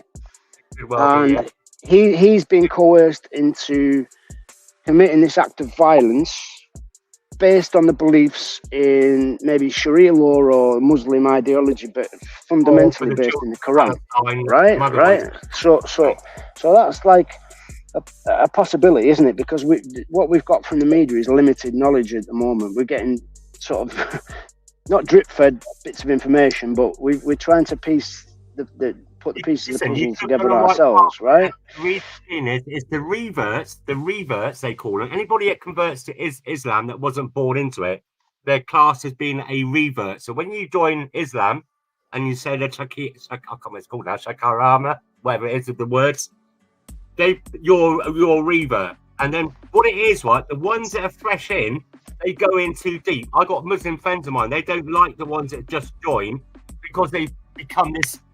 I've got to know anything about Islam. I've got to be absolutely 100% Islam and be better than all the other Muslims, you know, to prove No, yourself. it doesn't work like that, though. But it's very touching, though. If like when the revert stories to me, in some way, some of them, though, like them revert stories are very touching, and how what type of point in their life they were, and when they converted or reverted to them, the way to them when they reverted, they just see life in a different way. I guess it's also hard for the revert as well because they don't know. For some of the reverts, the new ones, though, it's because it's really hard for them because they don't know where they fit and stuff. Because like who they were with before, and when they recently joined it, the born ones, it's hard for them and stuff like that. Did you see it in the chat? The Labour Party was founded by the Fabian Society. The Fabian Society also founded the Communist Party in Soviet Russia. We know we have full-on communists in charge of our country. And I believe that the trade unions in Britain were founded by the Fabian Society as well. Just wanted to add that. Yeah, it was originally Jewish. Yeah, just wanted to read that one out. Sorry. It's like the Republicans were originally set up by 3 black slaves, but they're the racist party, apparently. And the only reason why white people get involved with the Republicans, with the black slaves who started, is to help them. So, Riaz, as a citizen of this country, have you ever voted for a government party? I haven't voted, but I have actually voiced, I might have, basically have a vote and stuff. I've never voted yet, though. Maybe parent, maybe voted. I don't know which one yet, though. I consider myself, independent. So whoever, does, whoever's good, though, whoever's good and whoever's good, to me, basically the way they do it, that's just how I'm going to vote for them. I haven't voted yet, but I might do if I wanted to. Which party sort of catches your eye?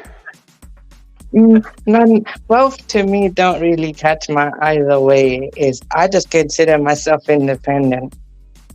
That's the correct answer. Okay. Because, listen, the choice is Riz, right? With the Conservatives and the Labour, it's like you're being faced with either having a pint of warm piss or a pint of steaming shit.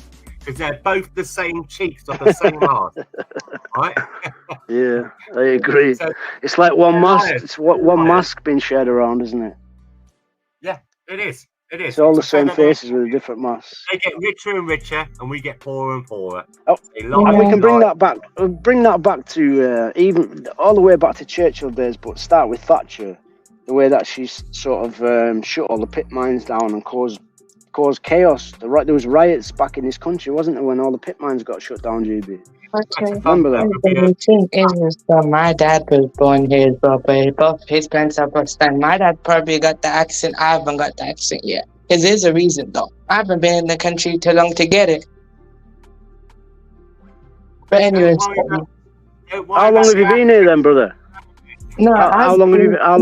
I think. Well, let me try and remember. Okay, look, I think though when I was first born, so I was like from 2001 to 2008. That's when I was born and I was raised here. Then I think for 7-8 years went to Saudi Arabia. Then I came back recently, so around 2015 to now. Recently came back.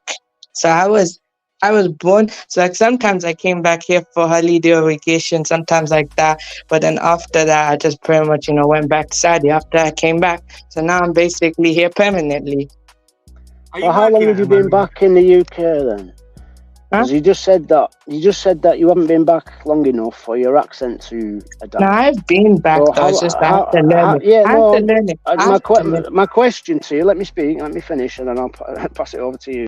My question is, you just said that you haven't been back long enough for your accent to sort of adapt or readapt, if you want. If you're saying that you were born here and you had accent. So my question is, exactly how long? Like what year did you come back? I think around 2015. I'm struggling to find. Sorry, I don't mean to be respectful to you, Snapbar, but I'm struggling to find.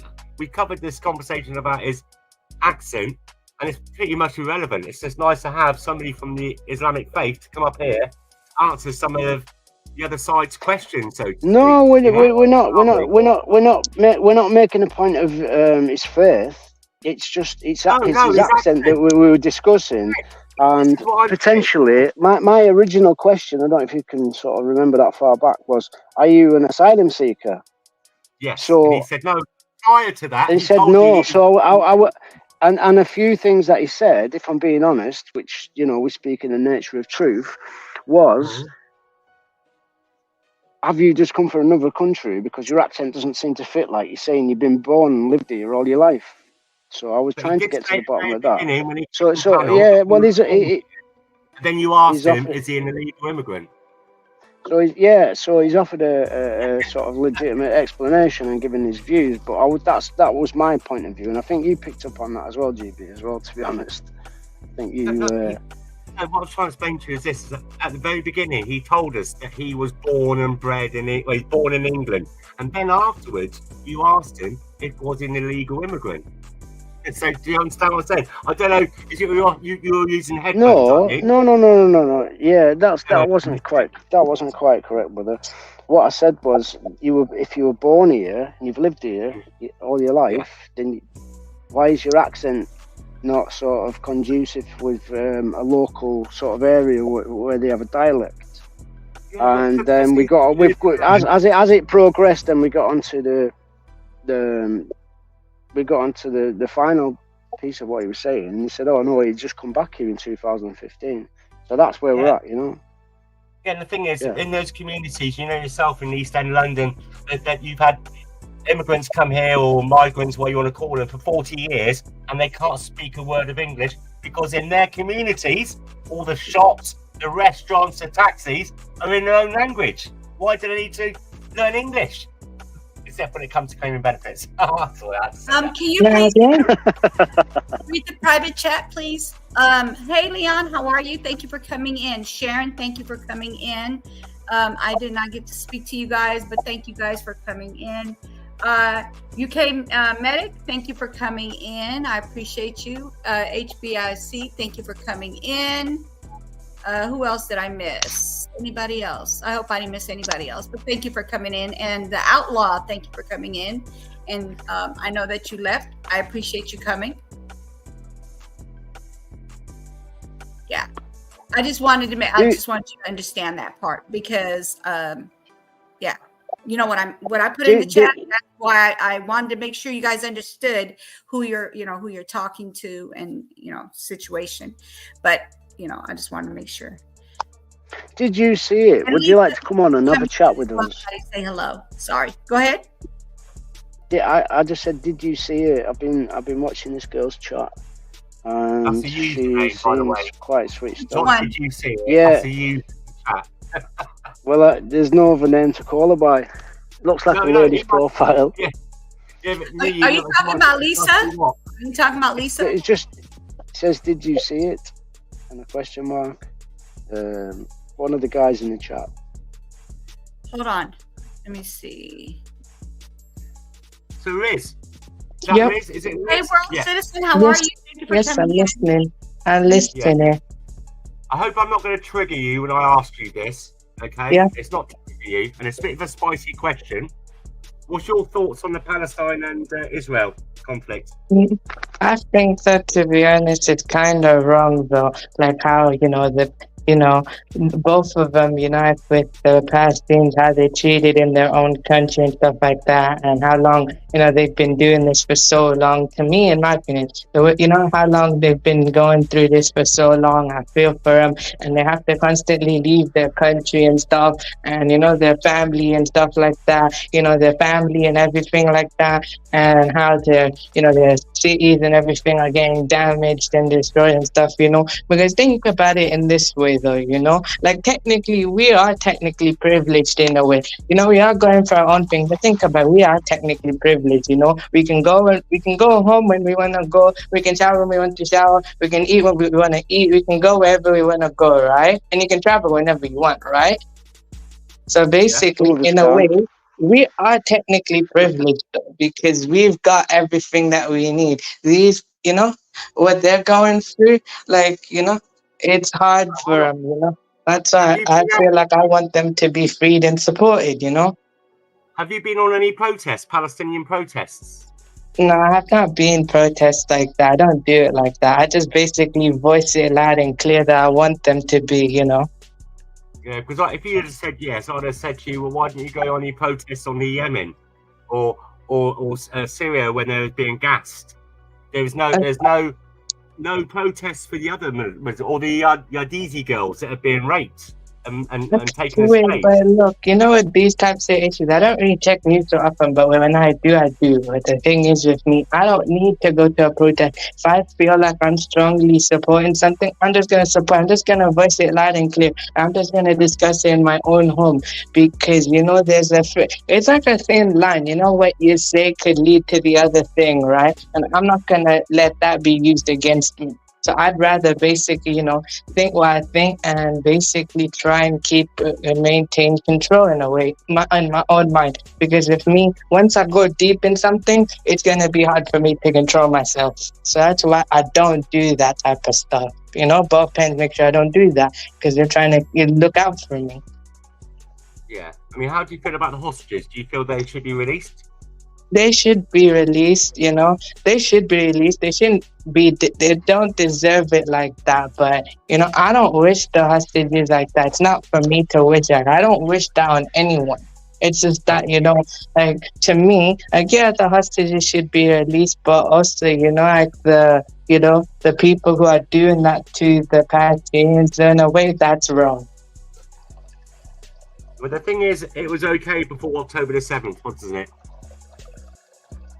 It was fine before then, and the amount of aid that Palestine gets, billions and billions and billions, but most of it goes to the people they voted in 2005, the Hamas.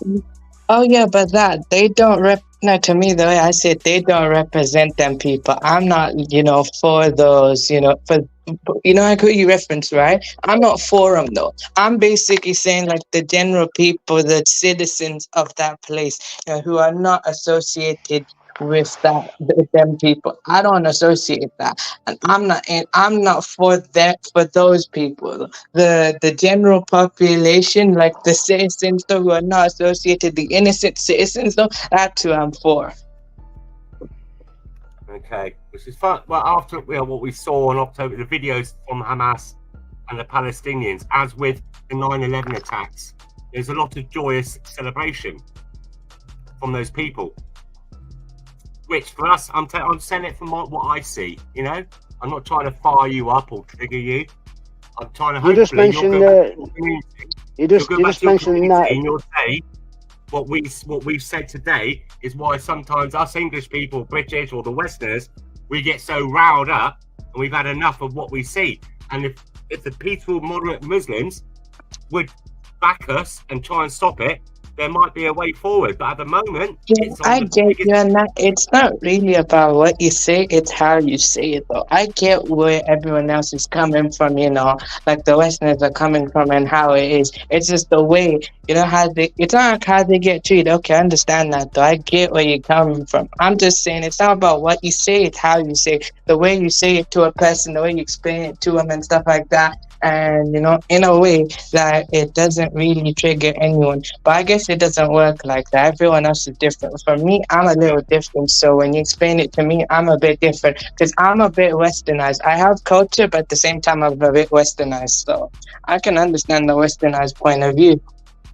Okay, can we please go back to the three little girls, if you guys don't mind, because Sure, go. we're not doing the interviews in here. Okay, just go for it, please. I don't want to do.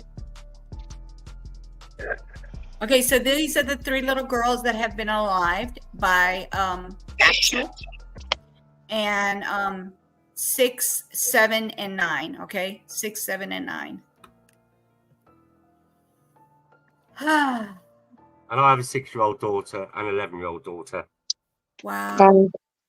Wow. I mean, wow, that's so real. I'm so sorry for them, man. Yeah, I mean, and you yesterday guys, afternoon- in case y'all didn't know, that this is the guy that's being accused of it. And his name, as I said, Axel. You know, I can't even say his doggone last name, but I try. I hope I say it right. But it's Ruda Kubana. I think I'm saying it correctly. He's 17 years old. And this is him when he was younger. Okay, he's supposed to be 17 years old. That's horrible. Some people are saying that have met him or known him, and they say he's more like he looks like he's 35. He does look older than that from the actual picture with the sketch that they did. He does look older. I mean, there's a few reports of people doing a screenshot. This kiddie, when he was at Cardiff school, he got suspended, thrown out of school for carrying a knife in the school. There's a lot of other stuff as well, but let's just wait for that to blossom to see if it's real or not. Like his name, you know, originally people were saying it's Ali Al Sakari, whatever his name is, which I said yesterday I didn't think was true because his father's name's different, you know. But yeah, it'd be nice for his father.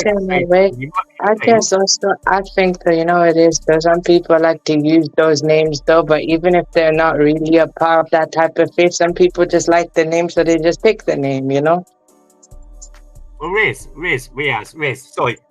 Well, you know that at the Southport that they attacked the mosque. You heard about that, yeah?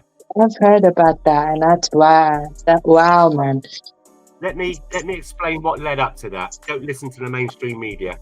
So what happened was all these people, the parents, the children, were all crying, hugging each other. The community putting memorial flowers down as a mark of respect. 400 meters away was a Muslim dressed in black with a balaclava and a knife approaching them. The police luckily got hold of them. It's in the news. If you look, you could see there's the videos, there's the pictures of him. So that, I think that's what triggered the attack against the mosque. Yeah. Yeah, wow, man. Very much like, I guess that doesn't surprise me, to be honest, because like what he's got mental issues as well. Whatever faith he's probably got mental issues. So I just consider him basically, if he did that, he's a criminal, and basically it's his mental. That's what I'm gonna go by. It's his mental, not who he is. It's more about his mental. And if he did get kicked out of school, like they say he did, because I did say to you yesterday, you knew, how could somebody go through the British education system, and no teachers and no friends or no communities pick up on the fact that he had mental health. You pick up on something. Yeah. And so if he did get kicked out of school, that could explain why he slipped through the system, possibly. But he had his parents. Probably who he's hanging with. Maybe who he's hanging with. Or what he's listening to, or what he's influenced by. What was it? Together We Break. He's always been known as a black person. I don't know this thing about white hands. Maybe he had gloves on. You know, hands or what? Maybe he had gloves on. You know, 'cause he's got a knife in his hand, no fingerprints. Who knows? And I'll look through the videos again in a minute. There's videos of people where they got his door cam videos, and people have seen. They're starting to circulate now of him walking around, just moments before it happened. Wait, him dressed in all black and basically with a back cover and everything like that. Basically, the term people call them roadmen. Yeah. Wait, what you described to me, that's a roadman. That's wow. And he had a face mask on, as in the COVID type one as well, not like a balaclava. Yeah. I'm just scrolling down to see if I can find the video. Okay. Thank you. I appreciate it. Hey, together, how are you? Thank you for coming in. Let's see.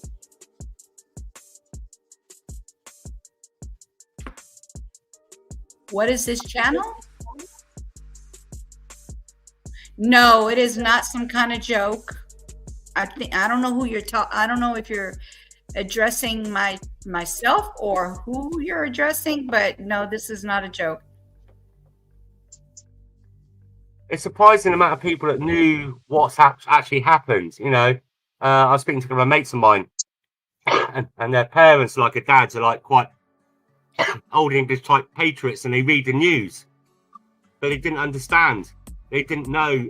You know, what are you talking about? I thought, what? Have you just come back to planet Earth? Right. Hey guys. Also, I just mention one thing back. You know, you described this knife being a curved knife. This knife, I mean, I shouldn't be looking at it again. I'm not describing it, but the wound must be at least, I'd say, three inches at least in width. So if you put your finger up and measure off 3 inches in height, that's how. What wound are you talking about? Sorry, I've just come back on. On the little girls. What? Have you seen the pictures? Yeah. I know. Don't. You don't want to. Don't. Just don't. I haven't seen don't any look for sort of. It will. No, you won't sleep at night.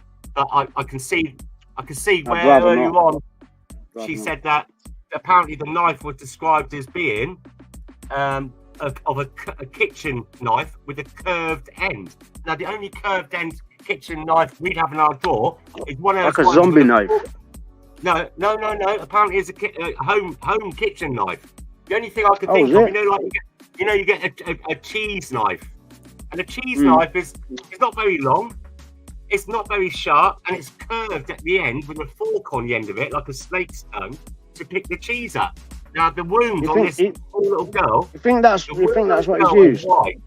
Pardon? That's what they were trying to explain what it looks like. They didn't say anything about it having like a fork look or anything, but this is what. Hold on, let me see. All right. Okay. Forgive me. I haven't seen that piece on the media. Forgive me. Well, no, they did not show it. They did not show it, but with the description that they're talking about, this could be it right here. Look, this is allegedly. You guys do not get upset when you see this. Let me see. Hold on 1 second. I'm trying to bring one up that looks what they're saying. They said it's a kitchen knife with a curve, and what it looks like, it's called a scimitar. It's CIMETR.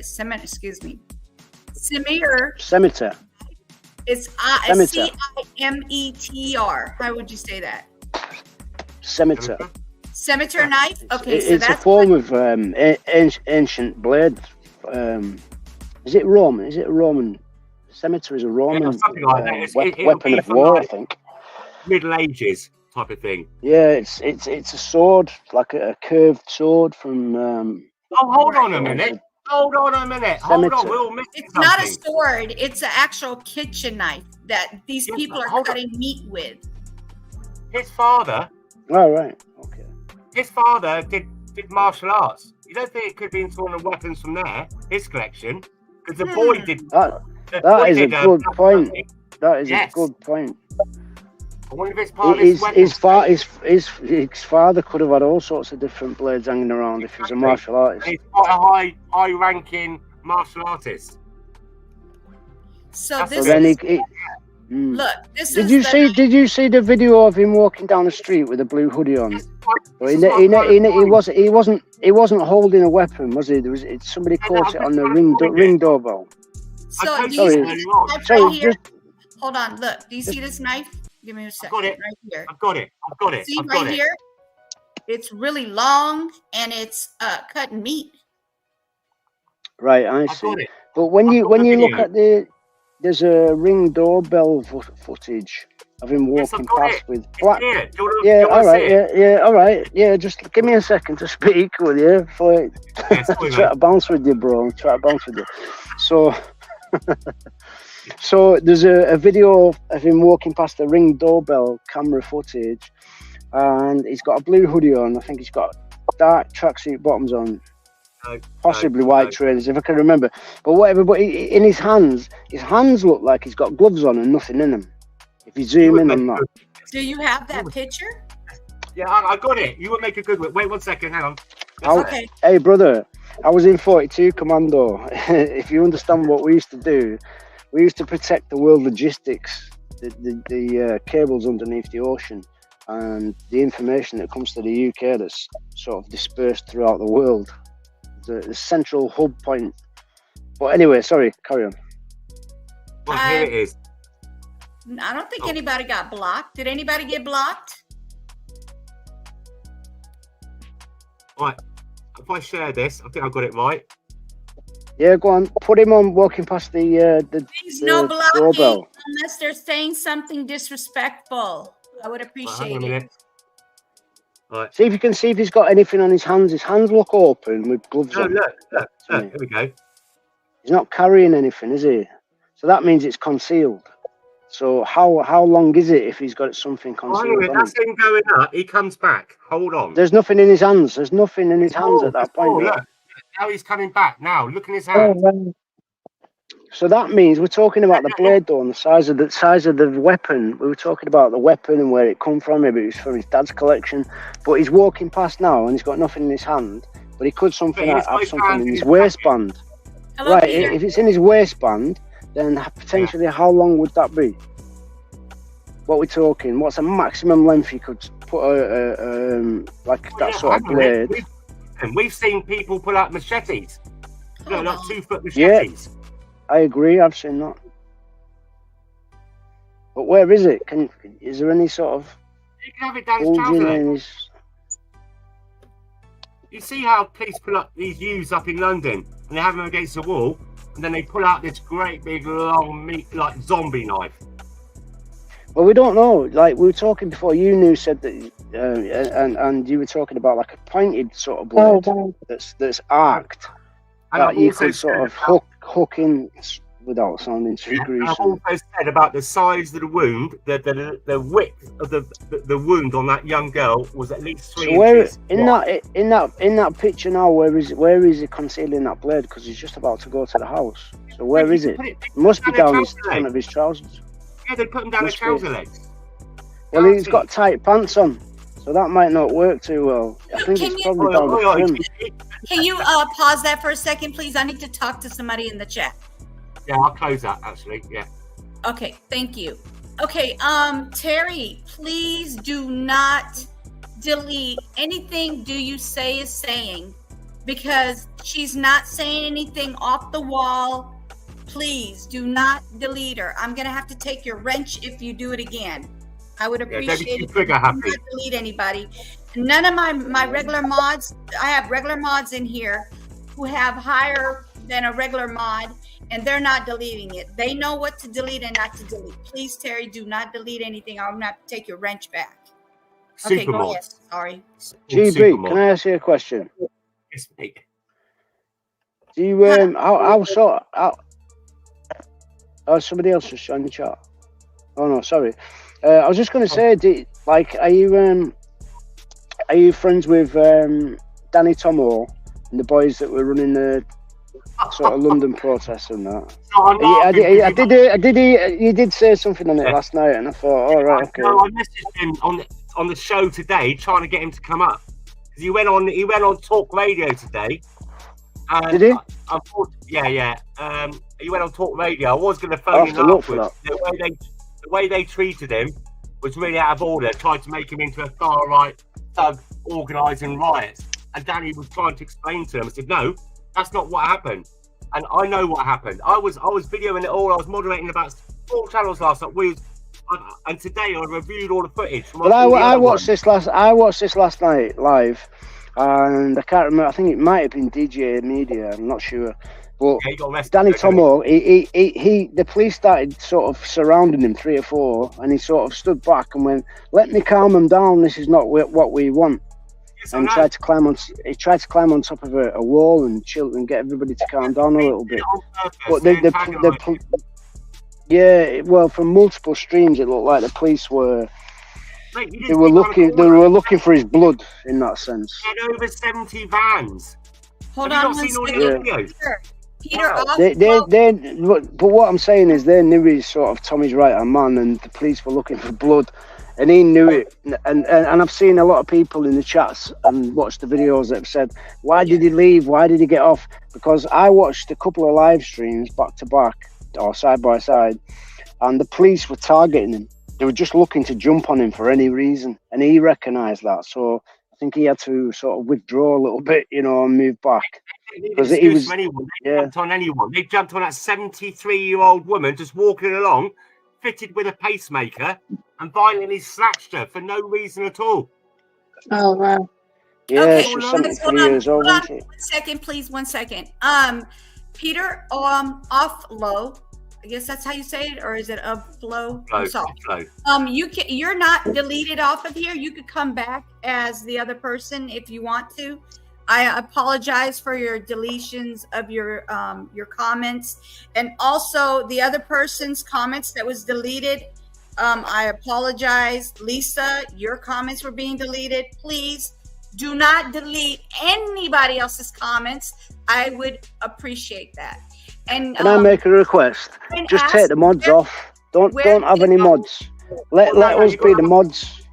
Listen, honestly, take your mods off and let us read the chat and talk about the questions, and we can moderate the chat. You've got to have some mods there, mate. In case they just put on the channel. You don't need mods. You've got not with us bad boys on the panel. No, well, we can see that. I've never had this problem before. This is the first time I've given that person a wrench, and I will take your mods off. But together, Sharon's asking, where did they arrest the assailant? Which is, where did they arrest Axel? At his home. At his home. It shows in the video. Guys, at his that's home. His home. Yeah, sorry, he went Sharon, back to his but home. at his home. Yeah. Okay, how did he get away? I apologize. I know you guys were into your talking, but I had to kind of wait and get an answer for Sharon. I wanted to make sure they got the right answer for them. So it was at his home, guys. I'd like to know how far his home is from the nursery. How far is his home from the nursery? GB, sorry. Have you heard of a YouTube channel called Anonymous? It's spelled Anona. What? Yeah. I go on to channels, right? I put a comment in. Hang on, no, listen to me. I'm a moderator, I didn't know. Listen, brother, what I'm trying to say. So, there's a channel called Anonymous on YouTube, and it's Anon A, and then Moose, as in the moose with a D on the end. Yeah. And they announced Axel Ruder Cubana's name last night on their channel, right? In the form of a short video.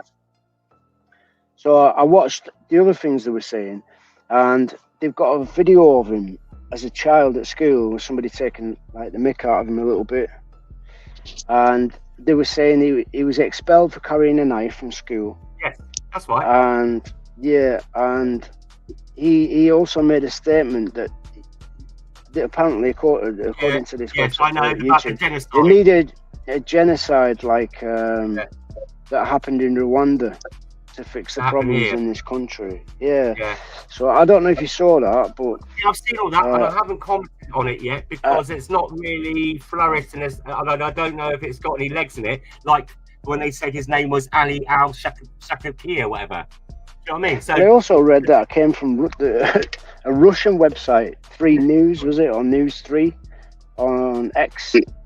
So the first people that released his name as Ali Al Shakir or whatever it was, come from Twitter and another channel. Hello, It was Daryl. News 3 or 3 News on Twitter that first released that.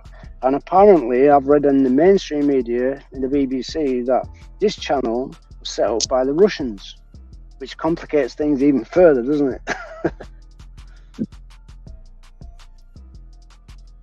That's what I've seen going on anyway. Okay, Lisa.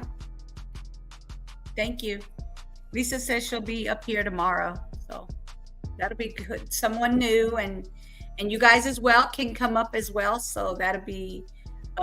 We'll have a lady up here with me, so she can give us some information that she has and what she wants to talk about. I went to Southport today, you know. I'm sorry? I went to Southport today. Oh, you did? How is it over there? It's only about 40 minutes drive, so we went down just to lay some flowers, really. Oh, And did you take any videos? No, didn't take any video. We just went down and laid some flowers. Videos. I spoke to her. We could have seen you doing I'm that.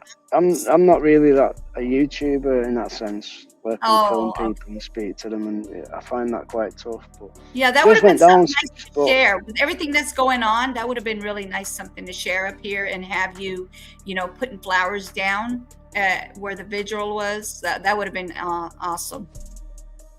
Maybe next time, right? Next time. Yeah, for sure, yeah. Yeah, I spoke to a couple of the locals, and I said, does anybody know him? Nobody seemed to know the attacker, but wow. I spoke to a guy that he knew the youngest girl.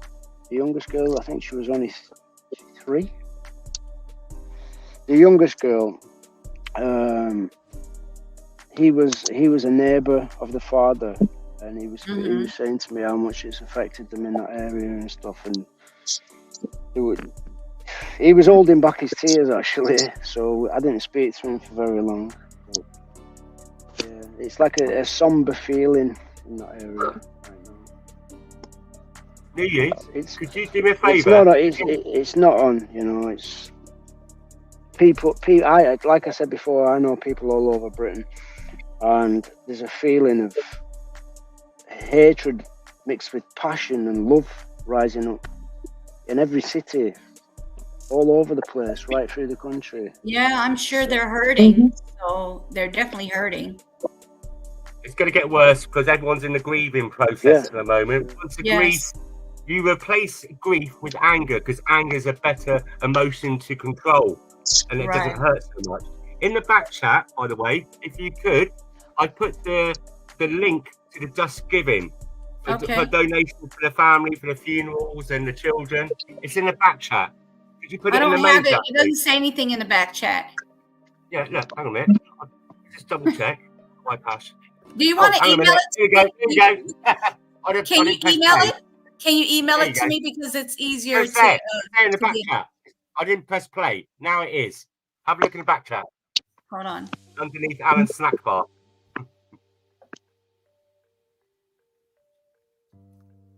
Got it? Yeah. Yeah, thanks. So that is the link to the Just Giving channel page to help fund the funerals and the children, and you know. I'm surprised it hasn't got much further since yesterday. It seems to have slowed down. But hopefully, I don't think many people know about it. That's why I go on all these different channels and let people know, so we can get this. I mean, money isn't everything, but I'll tell you, I know how much funerals cost. Like I said to you yesterday about when my 18-year-old daughter died. Funerals, these funeral parlours, these people set them up are ruthless. It's a business for them, isn't it? There's no you guys, if you want to donate, this is where you can donate. I'm putting it in the chat, so you guys can go donate. This is for the funding for the 3 children that've been unalived, and for those that are probably still struggling with, and they're in the hospital and they're still in. Like I said, it's not for the people of Southport. It's for the people of Southport, isn't it? That's what it's for. Oh, okay. So the people in Southport, with the ones that, so these are the ones that have been affected, or also other things in Southport? No, this is for the families and the children. That's what I thought. For the families and the children of those that have been affected by the stabbing from Mr. Axel. 17-year-old Axel. I mean, I'm just saying. I don't know if even £2 or $2 or anything will help. Yes, because anything will help. These people that live in that area, it's not an affluent area. It's not. There's normal people, normal working class, and with the cost of living, everything now. I mean, even if your car breaks down or the washing machine. Let me go ahead and put it up so everybody can see it when they come in. I put it at the top, so anybody that comes in, they can grab it and they can send the family little help, whatever you can do. Very kind. Thank you very much. Okay, I will, Peter.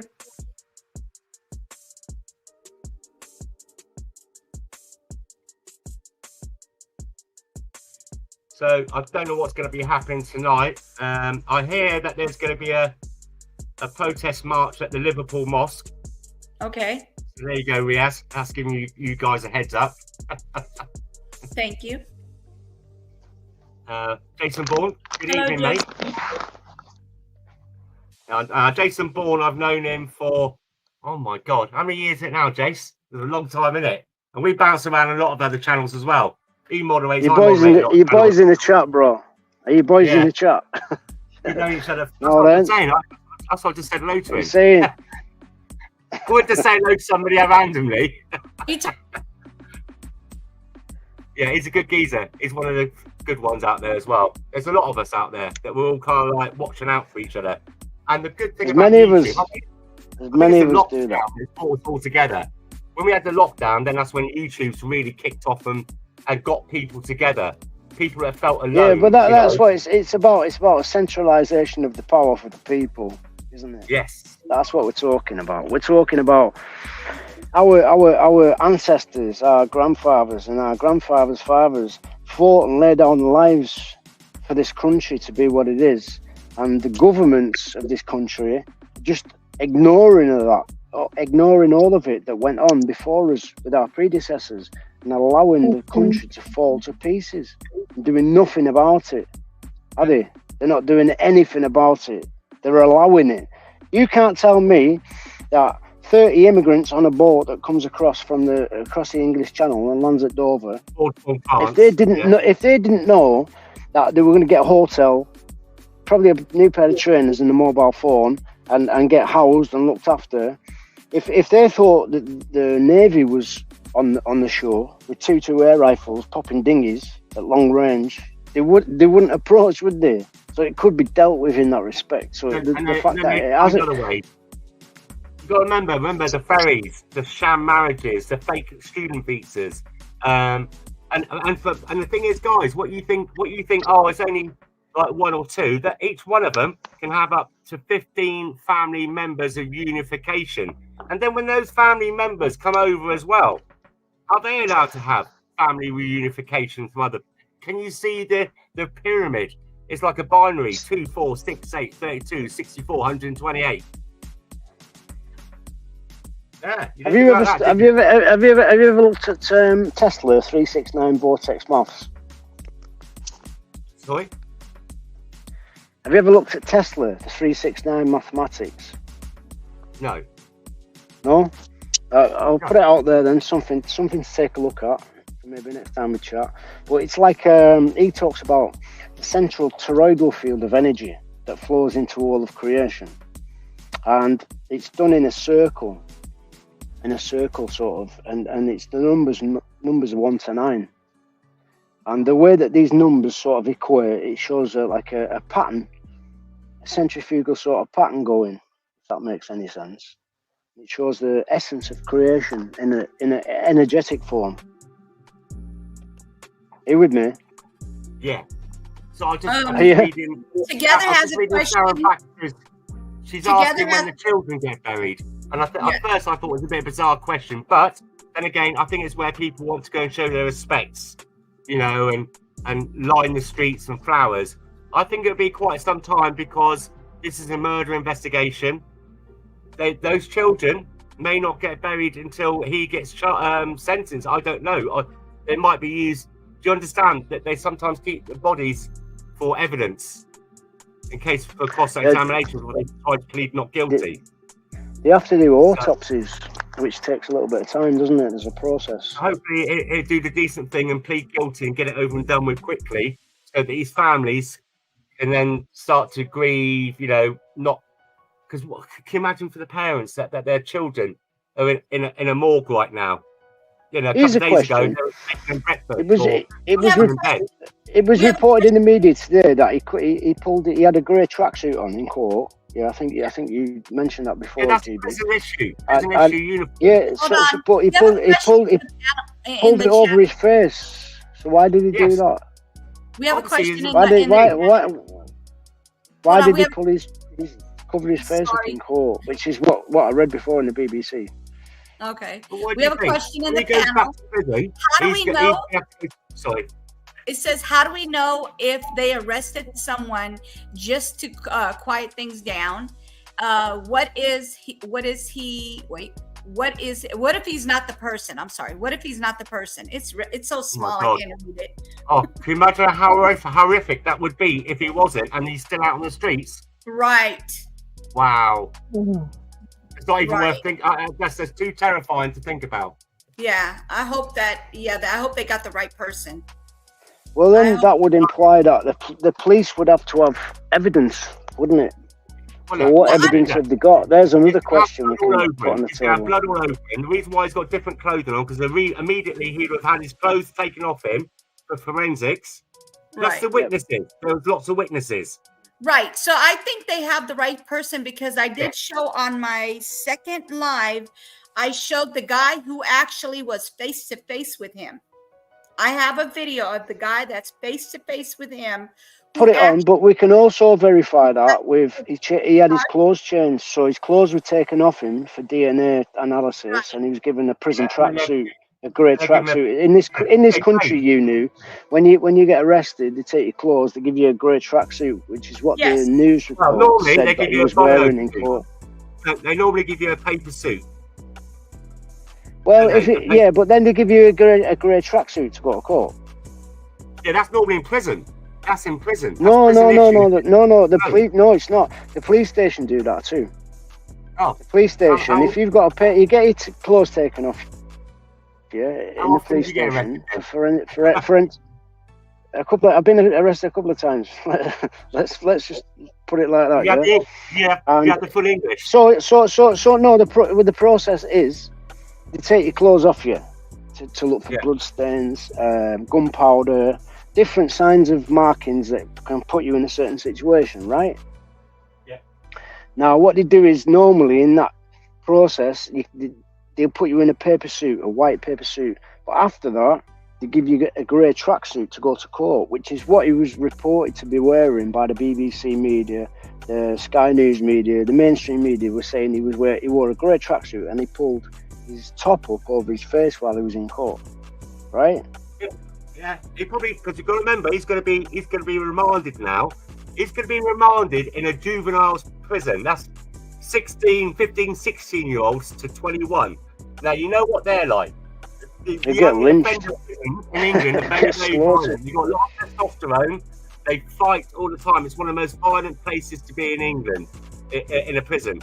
And when he goes back to the prison, he will be put on a VP unit, a vulnerable persons unit, where like where sex offenders, child killers, and everything else are kept in a cell. That's your opinion, right? But there's also another option that if he's a Muslim fanatic, and in the prisons in the UK, we know that they're run pretty much all the dispersals. That we know that they're run by like Muslims, really, on the ground. And he could be quite welcomed for this act of the T word that ends in a T word without affecting the rhythms. Yeah. So he could be quite welcomed. He could be welcomed within certain prisons in the UK. So we don't know that he's going to run onto protection and stuff, because if he's part of some kind of extremism that other people have been convicted for in this country, then maybe they might have some kind of established unit within inside the prisons that he can affiliate with and be all right. You know. Would you tell me that the government wouldn't try and if it does turn out that he was a convert, a revert, and he did this in the name of Islam or anything like that? You telling me the government won't persuade him and do a deal with him to say that he wasn't a Muslim? Because can you see the implications on the streets if it comes out he really is a Muslim? Wow. Well, brother, we know where this sort of mind manipulation tactics and techniques comes from, right? So, and Muslim fanatics, this is a grooming process that they use to target young people from disadvantaged backgrounds, haven't got much going from them. And if you really get down to it, these techniques were developed in the Second World War by the Nazis under IG Farben, MK Ultra. And it was a system of readjusting fractured minds, right? So they could direct and channel people in any direction that they wanted to. And this has been taken, it was in ISIS and the Mujahideen, and this has come right through history. You know, basically rooted in the Second World War, and it's a form of manipulation, mind control, to bring people into an ideology doctrine system. So possibly he has fallen, and that's what I'm saying. Some people might not like this point of view. It's a possibility for me that he's a victim himself, a lonely, broken soul who's been targeted and brought into an affiliation with for want of a better word, Muslim ideology of fanatical angles. Give me a second. I need to read this. I got some information for everybody. So this is what's happening so far. It said it's been a day of significant developments in the story. So if you're just joining us, here's everything you need to know. The 17-year-old charged with unaliving 3 children on Monday's stabbing attack in Southport has been named as Axel Rudakubana.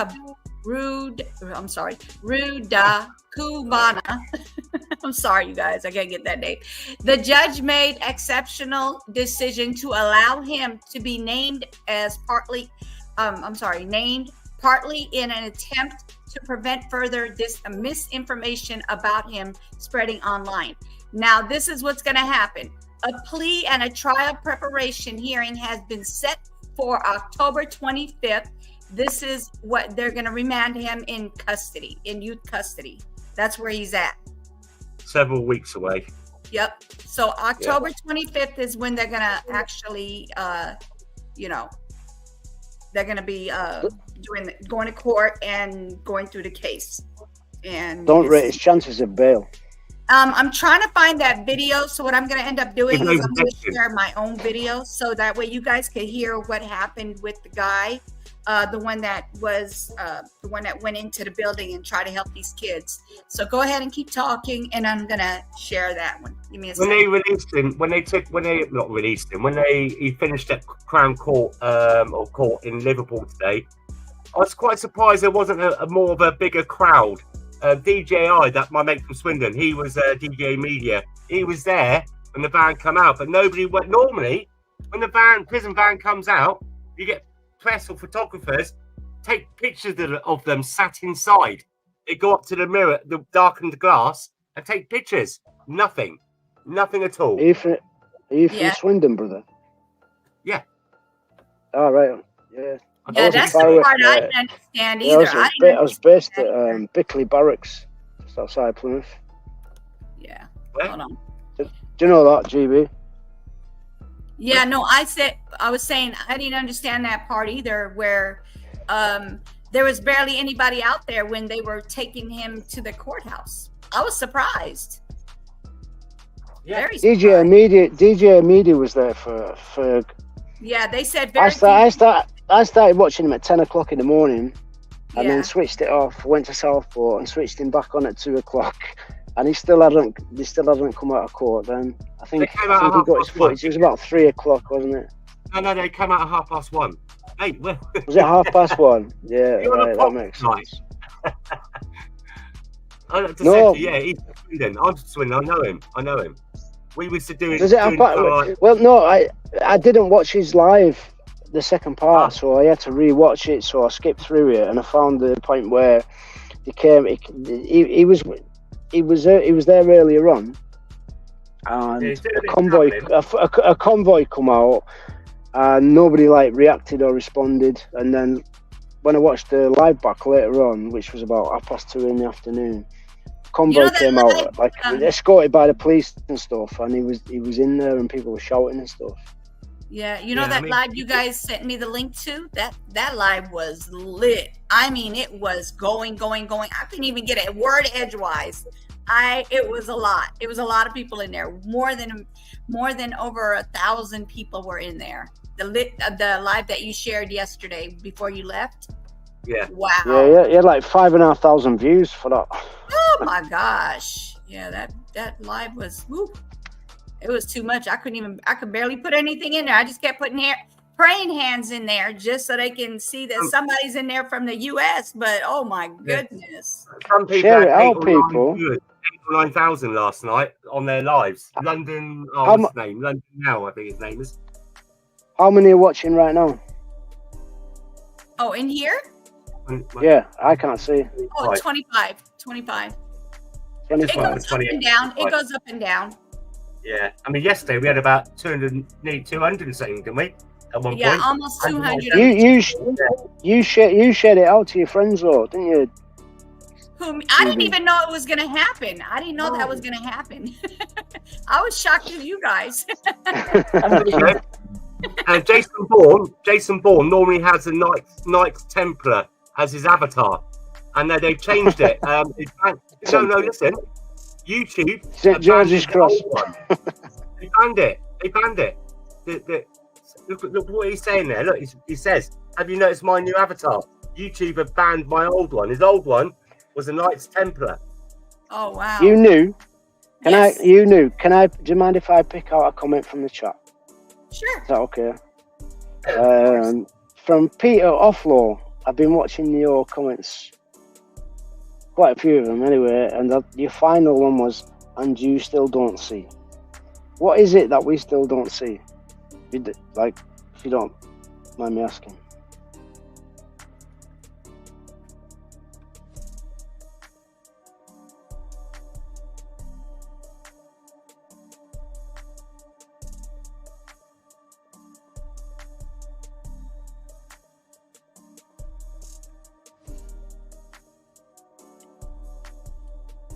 Yes, it is. It is an attack on Christianity.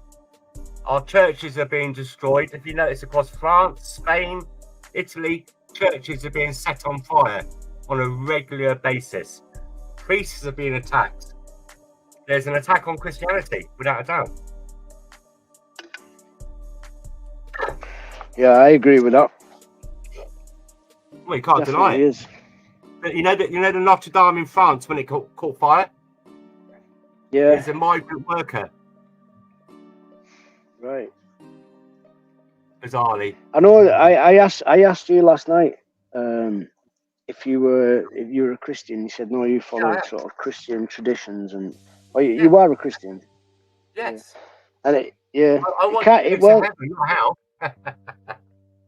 Yesterday I was reading some Bible scripture somebody gave me, and it talked about in Matthew 24 that nation will rise against nation. But the original word in the New Testament was written in Greek, and the word for nation was ethnos. Yeah, it meant ethnos, ethnicity.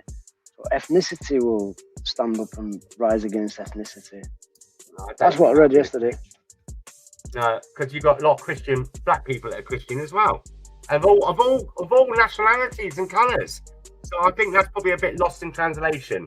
Maybe it's a strange one, but I could certainly apply it to what's going on right now. Well, no, we have a black and white unite better than ever. We're talking about what you're talking about. A divide is a religion divide, where we got the Islam coming into the West, causing issues. You know, they're not. That's what I'm saying. That's what I was saying to you, brother. Right, that's how it could be sort of construed, you know. You get white Muslims, many, but you do get them. Also in the prison. Wait, you know, to me, I don't consider those people doing those actions real Muslims. I don't consider them that. Even though they say they are, to me, they're not. They're not. Yeah. But the trouble is, you have to support. If it does all kick off on the streets in England or wherever, and it's Muslims against the country that they're in, you would have to stand by your Muslim brothers, or you'll go to the hellfire. I do stand behind my Muslim brothers and sisters. However, I'm still gonna stand for my country also. So basically, I know I just choose my battles wisely, because I'm not gonna basically go one or the other. Nah, man. I do support my brothers and sisters who are Muslim. Of course, I will, but depends on what they do, you know. Because one of the main rules here isn't a part of the faith is follow the law of the country. That is one of the rules, though, to do that. Yeah, but you know as well as I do, like the mosques on a Friday, you'll go to Juma. So I've been Juma as well. You know that I've been to Juma. I used to go to Juma. Okay, I do that every Friday. Yeah, every Friday is good though, man. It's really good. And what will happen is that will be the day when it kicks off. When it kicks off all across the country. What, Friday? I mean, that's what they say. Paradise, Judgment Day is very near. It's like one of the signs, though, they've predicted. You know, like because look, you know, there's a lot of, you know, I know there's a lot of fires that's going, but you also have to know who's actually genuinely doing it and who's just basically, you know, just doing it for the sake of doing it.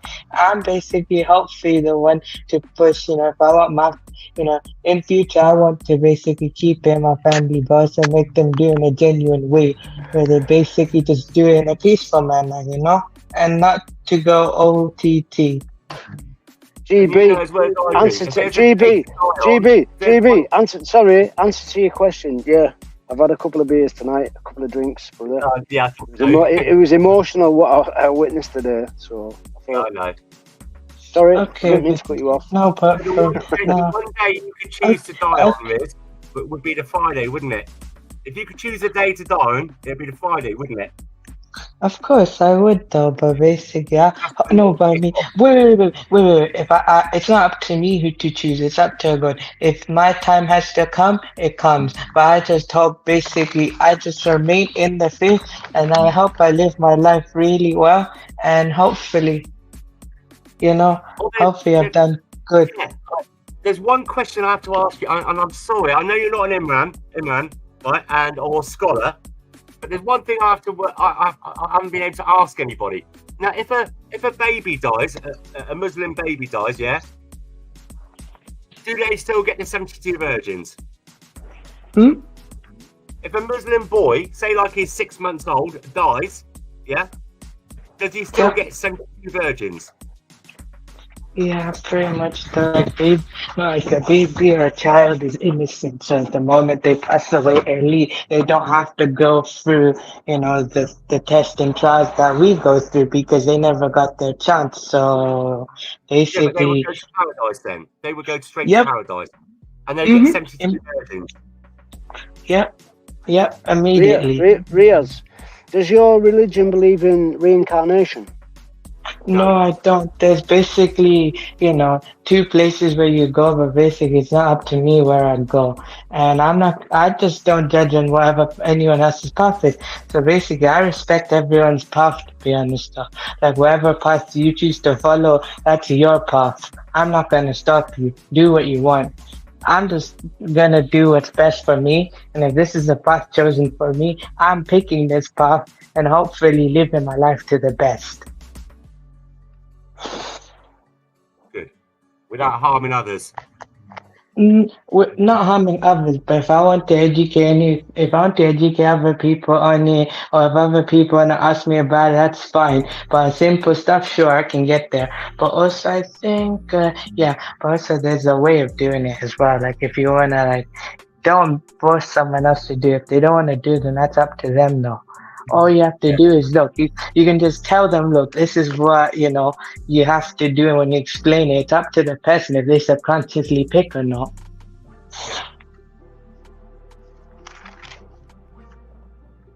Right, what's it? Matt, listen, no, let me chip in. Down a minute. I'll come back. Yeah, Riaz. Yep, I'm listening. Yeah, sorry, brother. It's nice to speak to you and listen to your sort of cultural point of view. And, shoot the breeze, as we say in Britain. I just asked a question. Do you believe in reincarnation within your sort of religion? No reincarnation. Just basically, you have this life and then you have the next life. So basically, afterlife. So, do you read the Bible? Have you read the sort of? I've read the Bible. I have read the Bible before, actually, when I was in school, secondary school. When I went to secondary school, went to a Catholic school, basically. Like, it was like a mainstream school, so I just went there, and basically they just taught that. And I read the Bible, though, as well. And I've read both Quran as well. So, because it's actually there in the faith as well. Like, look, whatever's referenced in the Quran is also referenced in the Bible. Because what I believe in here is basically all of that is one message. It's just basically, parts of the Bible I believe is red, the red coded parts, because that's, out of the action, the actual words spoken. Yeah, I understand. That's the reason I asked that, because if we're talking your faith and Christian faith, so in the Christian Bible, for example, John 9, it talks about Jesus healing a man who's born blind, and it says, as he went along, he saw a man blind from birth. Right? He was blind from birth. Yeah, it's the same story. So listen, his disciples asked him, Rabbi, who sinned, the man or his parents, that he was born blind? So what does that actually mean? Reading between the lines in the Christian Bible. I'm just discussing this. Yeah, I'm not saying I'm from one faith or the other. I'm just trying to understand. I'm listening to what you're saying. So his disciples are saying, who sinned? Was it this man or his parents that he was born blind? But how can you sin before you're born? That's the question in that sentence of the Bible. It's how can you commit a sin before you're born? Well, I guess that's which leads to So it leads to the question of, like, do you believe in reincarnation? Like, maybe you've been here before and learnt lessons and grew a bit and come back and stuff. So like certain religions believe that, don't they? No, I mean, look, I don't believe in reincarnation. I believe in the afterlife, but we'll basically be resurrected on Judgment Day. So, like, when you're talking about, like, if it's Judgment Day, basically on that day, a particular day where we all be judged, that's when we'll basically be risen up. But basically, to be reincarnated from this life to the next life in a way, no, I don't believe that, man. I'll just be honest with you. But I respect people who do that. It's not my place, though. Like, what do you think happens when? What do you think happens when you die, then, brother? I believe we go to paradise. No, we go to paradise. We go to paradise or you go to the hellfire, depending where you go. It's just depending on your deeds. And also depending where your book of life goes to. So basically, right, this life is like a test, or it's basically, you know, a metaphorical sense, it's like a school and basically, you know, books and stuff, right? And basically, you know, like every detail is, you know, written and stuff like that. And, you know, depending where your book of life goes, where your book goes though, and where it lands in which hand. So if it lands in your right hand, you go to paradise. If it goes to your left, you go to the other place. Yeah, okay, I get that. I understand that point of view. So I look at sort of all angles, right? So try to consider everything. Yeah, sorry, go on. I'm gonna go ahead and I'm gonna show you guys. I'm gonna let you guys listen to the story the guy told, how he was face to face with this guy, with Axel. Okay, give me 1 second. Let me put this up so I can see who I'm talking about. This is the guy. Okay, and now I'm gonna play the video for you guys. It's been about a little over 2 hours now. So turn it up this so you guys can find out exactly what's going on with the update. There's a third child who has passed on. I'm going to show you guys their pictures, the ones that passed. Give me a second. These are the ones that passed, you guys. So this is breaking news, first of all. Let's see. This one. These are the little girls that have passed on. Like I said, from age 6 to 12 years old. Okay. So let me go ahead and play this video for you guys. It's going to be audio only. It was 6 to 11. I try to keep myself from getting any copyrights. Hold on, trigger warning included. Okay. So there we go. Like I said, these are the 3 little girls that have passed on. They're going to tell you the ages in a second. Listen to the ages. Like I said, between 6 and 12 years old. It just strikes at every parent watching this. That could be your child. I certainly got him last night. Gave my little girl a bit of a squeeze. She's a Taylor Swift fan. Girls aged 9. The one on the left. Well, welcome to the show. As well as the police, Merseyside police, information of the state, senior people in Britain. 1-year-old Alice arguing. Little girls. Into that.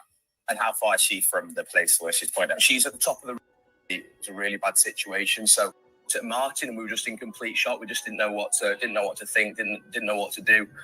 But looking at this woman, she looked in a really bad way, and I just knew it was a really bad situation. So me and Martin, if you listen to this dude, place where she's pointed at, he contradicts himself in places. The place where she's pointed at. She's at the top of the road, leaning against the car. There was more people down the road, but at this stage, at the time, we were so focused on this girl, we didn't see there was more people down there. We're just hearing this girl screaming to us that this guy's stabbing kids at this location.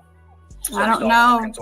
We start walking down, we start running towards this place where she's pointing, and she gets up, say she used all of her energy. They're saying it was that mental health issue that he's going through, because he was only 5 miles from this place, right, where he did all this unaliving and hurting people that are still critical condition. So now it went from 2 people to 3 people that's passed on. So they're saying it's a mental health issue. All right, let me go ahead and keep going with the video, the audio. Need to point to us where this was happening, and then she completely collapses onto the floor. In which case, we go up to make sure she's all right. She was also on the phone to the police at the same time, which is when I've took the phone off her and I'm on the phone to the police. Martin's making sure she's all right. I start running towards this direction, which is obviously where this is happening, where these kids are in the dance studio. And I'm running, I get to the car park, and as I'm running towards the door, there's a car, which is a woman's in the car, and she's beeping her horn and she's screaming for me to come over. So I run straight over to the car, And it's just a middle-aged woman, and she's got, I presume, one of her child in the passenger seat, and then in the back there's like 4 or 5 more kids, all in the back, covered in blood.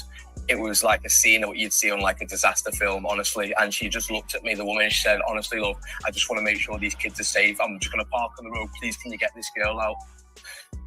So I open. You've got the driver's side.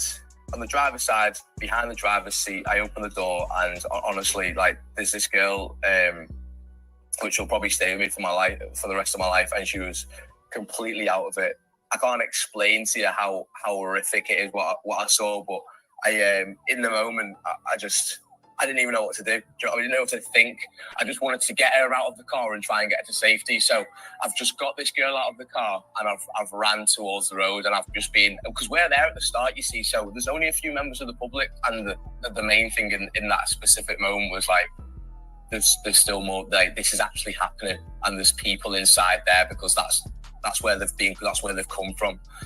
So I literally wanted to get her out of the car and try and get her to safety, like, but I didn't know where I was safe, if that makes sense. So I take her to the road, and I'm shouting and I'm screaming for help. Someone ring the ambulance. Everyone was trying to do the best job. No one expected that. In the moment, all you want is just like a professional to be there to like kind of know what to do. So, you know, I go to the front, so I take her out the car park, I run to the front, I'm shouting all this, and we put her down, me and Maggie, like, but I didn't know where I was safe, if that makes sense. So I take her to the road, and I'm shouting and I'm screaming for help. Someone ring the ambulance. Everyone was trying to do the best job. No one expected that would happen, but in the moment, all you want is just like a professional to be there to like kind of know what to do. So, you know, I go to the front, so I take her out the car park, I run to the front, I'm shouting all this, then we put her down, me and Martin put her down. Then Martin stays with this girl then. Okay, and there's more people which are coming at this stage. There's more people coming to help. Everyone's gathering around, everyone's doing what they can do. And then I run back in. I run back into the car park, and I basically run towards the door, This is so sad. which is the entrance and the exit out to the dance. This is so sad that he has to see this because of this 17-year-old losing it. I'm just gonna say, this is really sad, y'all. Studio, and you get there, and it's like the building's like an L shape, and you've got the gym where I used to go to upstairs, and there was 2 men in this bit here, and I don't know who's who. I don't know what's going on. So I'm looking at these men, and you just look. My thoughts, my opinion, allegedly. Completely shook up and frightened, and they're pointing to this dance studio, saying, "He's in there, mate. He's in there." So I open the door downstairs, and as you go in, there's just a stairway which goes up. There's a landing at the top, and then which goes through to, I presume, the dance studio.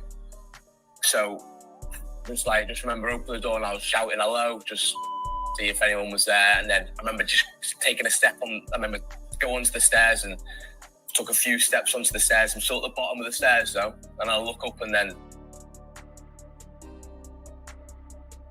So that's the guy who actually was in there helping these kids, trying to help these kids as much as he could. So yeah. All right. What happened? What happened to God Bless? He disappeared about 20 minutes ago. Oh my goodness! After I started the video, he left. Yeah, shortly after, and about 3 minutes ago, young Riaz dropped out. Yeah, so he did. Sees in the chat. Yeah, I just had to show you guys who he actually seen this guy eye to eye, so he would be a witness to saying if Axel is the guy or he's not. And from what I'm understanding, from what I'm seeing, I believe that it's him, because this guy, but had, like seen him, was with him eye to eye. Well, yeah, he's going to be called to court, isn't he, to give evidence? Yeah, he's definitely going to be a witness to this, since he was in there for sure. Let's look at the chat. All right, let's see. The chat. Has anyone seen? Daryl, sorry, let me go. Sorry, Yeah. Daryl H. We were born in August. Do you see? What do you mean by that? And also, Gaz and Son, I've been watching a few of your comments. What are you saying? Sharon Baxter, has anyone seen a drop of blood?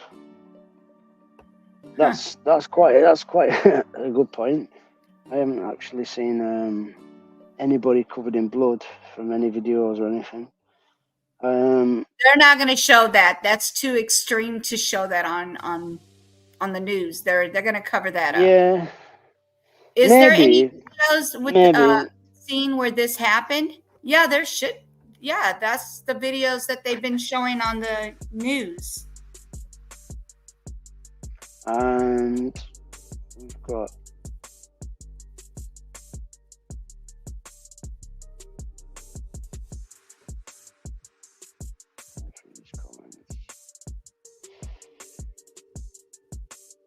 Double H, what are you saying?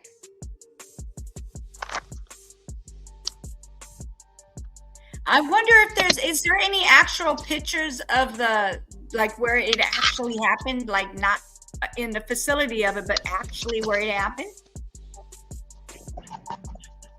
Say that again. No, is there a video where it actually happened is what they're asking, what she's asking. Sharon is asking. I don't think so. I'm not far away from Southport, and I've spoken to a few locals today, and they're not. No one's really saying anything, if that makes any sense. But yeah, there was no sort of. Yeah, I don't think they do anything until the court situation is over with and he's been arrested for. You're not arrested, but I'm sorry. He's been convicted of the crime and everything. They're not going to actually show videos of where it exactly happened or how it happened or anything like that until that's over with, because that would mess with the case. So they're not going to do that. Yeah, that's correct. Let's look at the shot. Did you see a video? Had you seen a video of everybody running after the situation happened? They just have like pictures. They don't have videos. I haven't seen that. I haven't seen that. No, me neither.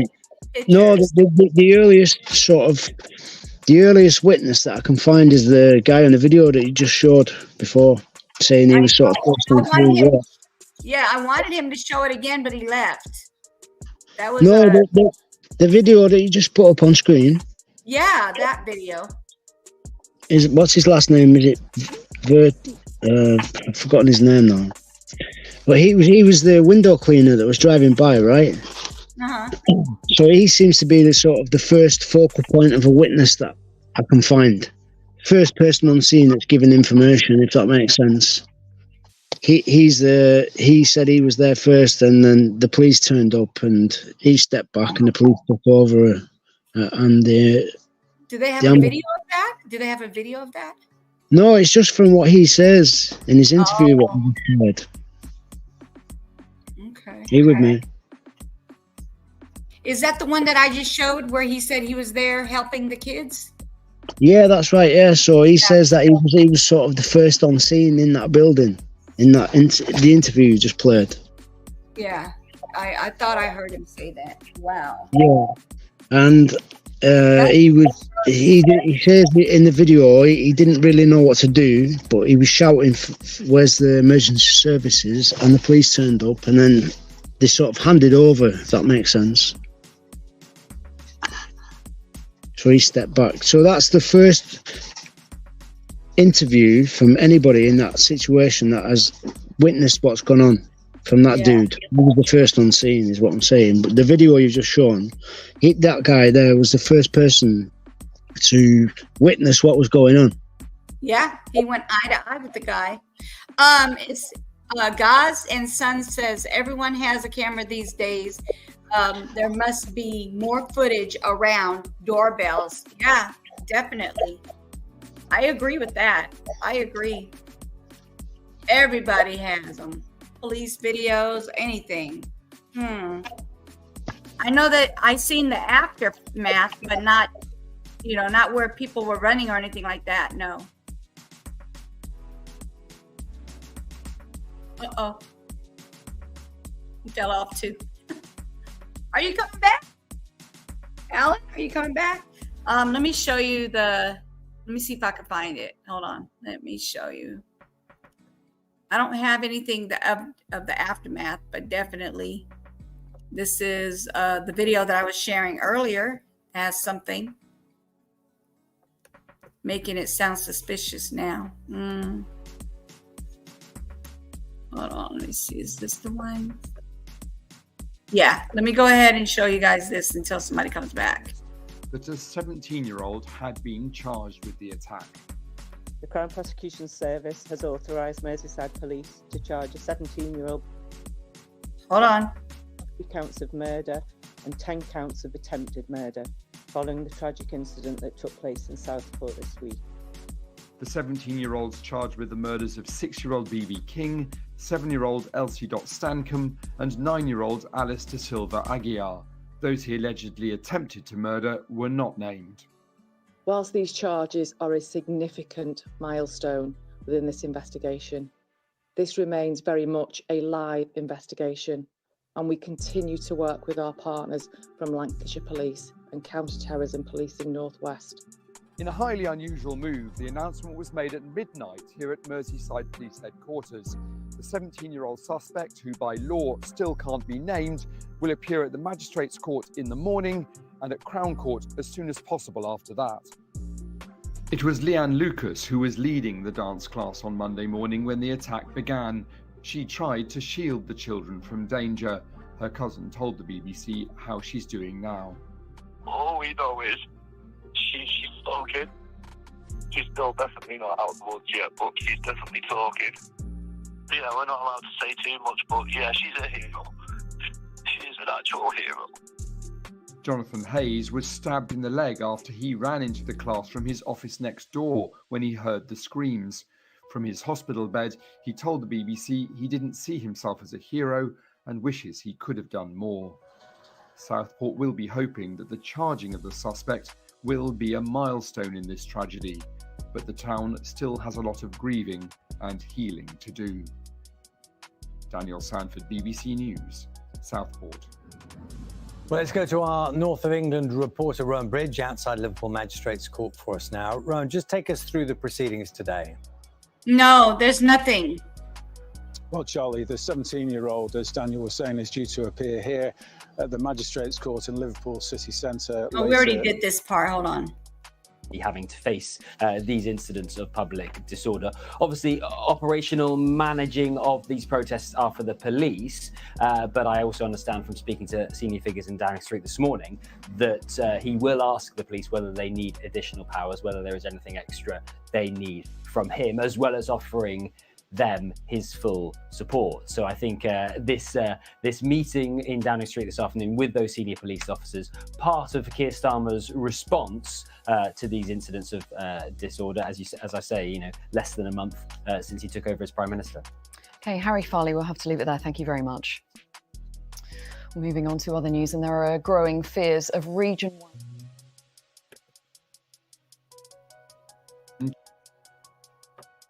Are treated in hospital. Alder Hey Hospital said that 2 were still in the. Hold on. This is the news about from the people in hospital. Himself as a hero and wishes he could have done more. Southport will be hoping that the charging of the suspect will be a milestone in this tragedy, but the town still has a lot of grieving and healing to do. Daniel Sanford, BBC News, Southport. Well, let's speak to our correspondent Lauren Moss, who's in Southport for us. So Lauren, we know that a 17-year-old is appearing in court today. What's been the mood there in Southport? Well, in Southport this morning, it's 3 days now since that attack took place just a few yards in the street behind me on Monday, where 3 little girls were killed, and of course others are still in hospital being treated. And people have been coming this morning once again to lay flowers and tributes here. In fact, these ones have the tributes have spilled out onto the road, buckets of flowers. And just half an hour ago, a couple of residents came down with bagfuls of teddy bears, which you can see here, which have been placed very carefully out on this sheet in the morning sunshine, and they told me that they came here last night because it was raining overnight and still raining when I arrived here this morning, and they didn't want the tributes and the bears that had been left for the 3 girls and their families to get ruined. And they said they're going to do that for as long as it takes, for as long as the tributes are here in different places all around Hart Street that I've seen today. I didn't see any videos. And that's really just another example of some of that community spirit and feeling, and people standing together in Southport that I've witnessed over the last few days of people really pulling together in heartbreak and devastation, but also staying strong for the families and staying strong for each other. And Lauren, we know that there are still people in hospital, children and adults. Do we know of their conditions? Yeah, I heard about that. An update on their condition since a couple of days ago. We know that 8 children are treated in hospital. Alder Hey Hospital said that 2 were still in a critical condition a couple of days ago, but I know that children were being treated at Manchester Children's Hospital as well, been transferred over there. We did hear from one of the men that was involved and was injured trying to protect the children yesterday, and he said he wished he'd done more. He's recovering in hospital. And the cousin of Leanne, one of the teachers that was here on Tuesday, was injured. He spoke to the BBC, as we heard before in Daniel's report, saying that she is slowly recovering, but there isn't much more they can say on that at the moment. But I think everybody's thoughts here, people have been asking me if I've had any update on the conditions of those children. That's what people are very much praying for here in Southport. Lisa, can Lauren, you come up on the panel? There in Southport for us. More than 100 people have been arrested in a protest in central London following the knife attack and subsequent riot in Southport the following night. Police clashed with demonstrators on Whitehall close to Downing Street. There's also been disorder in Hartlepool, which has been connected with those events in Southport. 8 people have been arrested and a number of police officers injured. Well, the Prime Minister will host senior police leaders in Downing Street this afternoon in the wake of that unrest in multiple parts of the country. Let's get to Harry Farley now, and just tell us, Harry, what we're expecting from that meeting. Morning, Kylie. The context of that meeting is that disorder that you spoke about just there. In Hartlepool, 8 people arrested, and really quite ugly scenes both there and here in Westminster last night. Flares being launched at the gates of Downing Street and also at a statue of Winston Churchill. Beer bottles and cans thrown at police. And Keir Starmer, the Prime Minister, summoning senior police leaders to Downing Street this afternoon. I understand that the Prime Minister will offer the police his full support following what has now become multiple incidents of extreme violence and public. Ago. We know that 8 children are treated in hospital. Alder Hey Hospital said that 2 were still in a critical condition a couple of days ago, but I know that children were being treated at Manchester Children's Hospital as well, been transferred over there. We did hear from one of the men that was involved and was injured trying to protect the children yesterday, and he said he wished he'd done more. He's recovering in hospital. And I just think there's a change going on here. News, Southport. Well, let's speak to our correspondent Lauren Moss, who's in Southport for us. So Lauren, we know that a 17-year-old is appearing in court today. What's been the mood there in Southport? Well, in Southport this morning, it's 3 days now since that attack took place, just a few yards.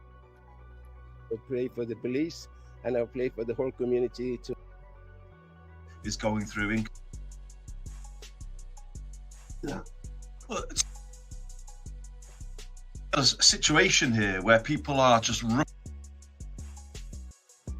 to what happened here on Monday.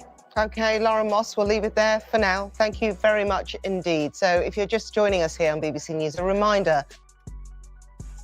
All right. I think that's it for that. Okay. Lisa, if you want to come up, the biggest confusion for me is this year is the Vegas mall incident.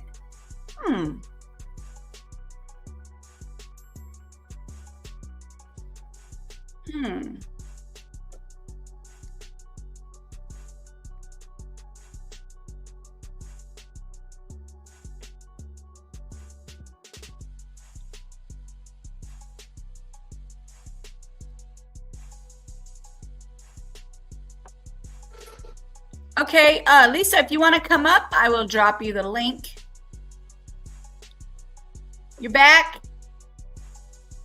I'm back. 5 minutes-ish. Okay. Thank you. God bless.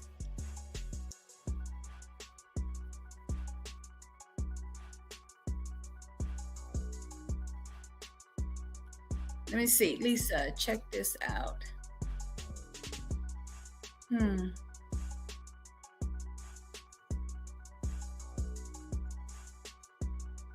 Where it takes you. Where did they all go? Oh, they'll be back. I don't know what, when I started the video, I guess they had time to go do what they needed to do. Do you guys want to see the rest of the video from the guy, or? I mean, it's up to you guys. He's going to come back in 5 minutes. I have to try to stay up here for 5 more minutes.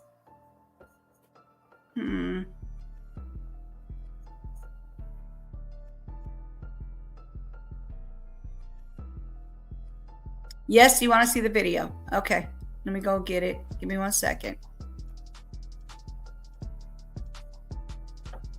Okay.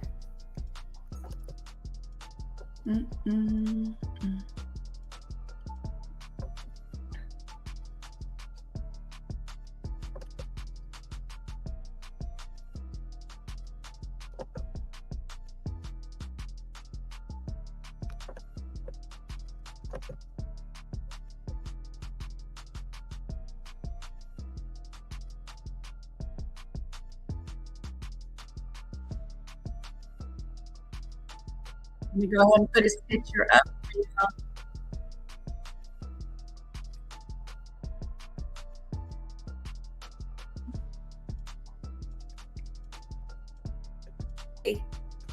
This is really sad, y'all. Studio, and you get there and it's like the building's like an L shape, and you've got the gym where I used to go to upstairs, and there was 2 men in this bit here, and I don't know who's who. I don't know what's going on, so I'm looking at these men, and they're just look. My thoughts, my opinion, allegedly. Completely shook up and frightened, and they're pointing to this dance studio saying, "He's in there, mate. He's in there." So I open the door downstairs, and as you go in, there's just a stairway which goes up. There's a landing at the top, and then which goes through to, I presume, the dance studio. So just remember opening the door, and I was shouting hello, just see if anyone was there. And then I remember just taking a step on. I remember going to the stairs and took a few steps onto the stairs. I'm still at the bottom of the stairs though, and I look up, and then there's just this guy there at the top of the stairs, just in a full tracksuit with his hood up, with a knife, and it's like he maybe didn't realise that I was going to be in there, but we've looked at each other, then he's scurried off to the side. And you locked eyes with this man. You looked at him. I looked at this guy, yeah. At that point, what are you thinking? I'm thinking things which I'm not allowed to be saying on Sky News right now, but I'm just at the same time, I'm really scared as well. Do you know what I mean? Because all I saw was a knife. All I thought was there was more people in there which were damaged, which were hurting people. So I'm there by myself at the bottom of the stairs. I didn't know, honestly, I just wanted to hurt him. Are you seriously that slow? Sorry, Auntie, you knew. But it just angers me. You got to be kidding me. Please pray for us here in Southport. Will do. I definitely have been praying since this started. Since I heard about it. That's me talking. At the same time, I was scared for myself, and I was just wanted to be up there to help anyone who was up there. So I've come, he's scurried off. I've come outside, and then I've been screaming then because I know where he is. I'm trying to get everyone to come to the door. We were there for a good 10 minutes before any police arrived, and just the moment we turned up to the point where I've smashed the door, was a good 8 to 10 minutes, which felt like a lifetime, if that makes sense. Thank you, BBC. I'm completely hectic now because I've seen the guy and I know he's up there. And I'm just screaming, where's the police? The one police car finally turns up, and I'm screaming, he's down there. He just gets out where I am, and then he runs with me to the door. We run straight to the door, and then we get to the doorway, and then he said, we're going to wait for backup, going to wait for someone else to come there because he only had a baton on him. And then his colleague came with a taser, and then he comes in front. So these 2 police officers go up the stairs, Then I'm right behind them. They tackle this guy down to the floor. Straight away, there was no kind of fight at all. I'm going to show you guys who the person is talking right now. He's a witness to this. He's seen the guy. He was eye to eye with this guy. Okay, I'm going to show you the picture of him. I'm going to take myself down real quick.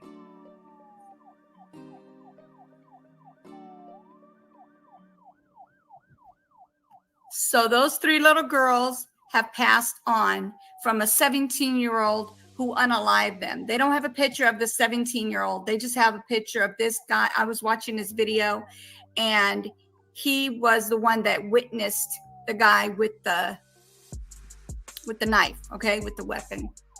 All right, so let me go ahead and finish the audio, excuse me.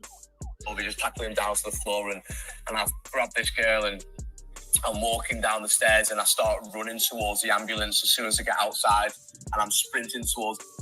And by the way, hi, Key, how are you? I don't know if I said hello. And hey, No Cap, how you doing? Thank you for coming through as well. The ambulance, I put her down, with the medic, and then straight away the medics running, the paramedics running. They were asking me to go to the ambulance, get these certain things like, for the drip and other things which I can't even tell you the names for, but I was just trying to be there for her as much as possible since that guy, when the police came there and we ran and the suspect went down, it was kind of all done then, but the damage had been done. What you felt? I understand that you're not out there, because if this is what's going on over there, it's really bad here. So I know that if it's going on over there, it's triggering, it's drizzling over there. I don't even know how to explain it. Oh my gosh. All right, here we go. Compelled to stay and continue to help. So Martin stayed with the first girl who I pulled out of the car. And then I stayed with the second girl who I took from upstairs. I'm in a mess anyway because of what's just happened. And I'm just thinking, I hope she survives. There was parents coming up to me, asking me to describing what their kids were wearing that day when they were going into the holiday club. And I just didn't know what to say. And they were asking, is she alive? Is she safe? And just didn't know what to say. And it was horrible. It was really disgusting to kind of be a part of it. But I'm happy that I was there at that time.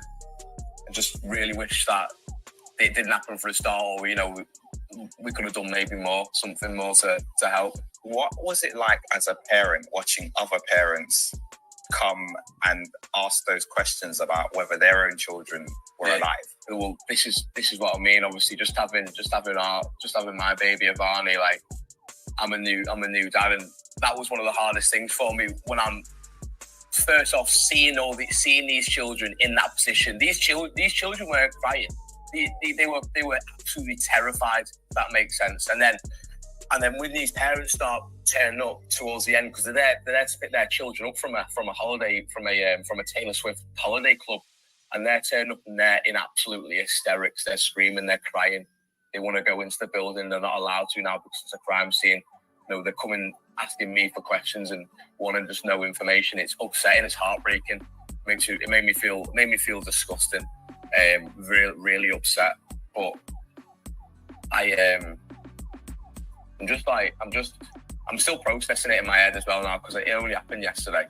I just feel completely shook up of what's gone on, to be fair. I'm just really upset for all the parents and all the children who had to go through that yesterday. And just makes me want to be a part of some kind of first response unit who's there to help people in that situation straight away. Because when you're in that situation of you're needing someone there with some kind of physicality, some kind of weapon there to defuse the situation, you need them there instantly. I feel disgusted for the whole situation of what's actually happened. Everyone's being affected by this. It's not just a small thing. I think everyone's going to be affected by this. And the fact. Why you bring a knife here? You hurt those little angels, Nate. And just because of that, you are arrested. Sorry for my language, but this is how I feel, and now I'm upset too. Yeah, I got you.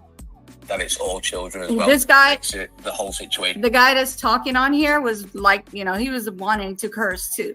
He wanted to let it out, but he couldn't because he's on live on the news, and he was trying not to do all that cursing. So he held back as well, because he's very angry. You can see it in his face. in 1,000 times worse in my eyes. You know, they can't protect themselves at all. You ran towards danger. Do you consider yourself? I know you probably wouldn't label yourself as such. But you consider yourself a hero. What you did is not. I know. Honestly, so many people have messaged me saying that, and I'm not going to label myself a hero at all. But well, no buts. I'm not going to label myself a hero at all. I just done what I felt was right in the moment, and in the moment, I was seeing a mixture of red because I was so angry and just like I need to like help these people. So I just done what I felt like I could do, and just everything I could do. That was all I could do. And you know, it's all happened now, and I think back to it, and I think, oh, what if I see?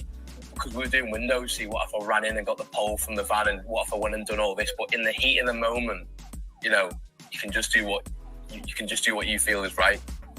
And when I got to that point, when I was on the steps and I looked at him and I just thought, if I go up there, you know, what's to say there's not another man there?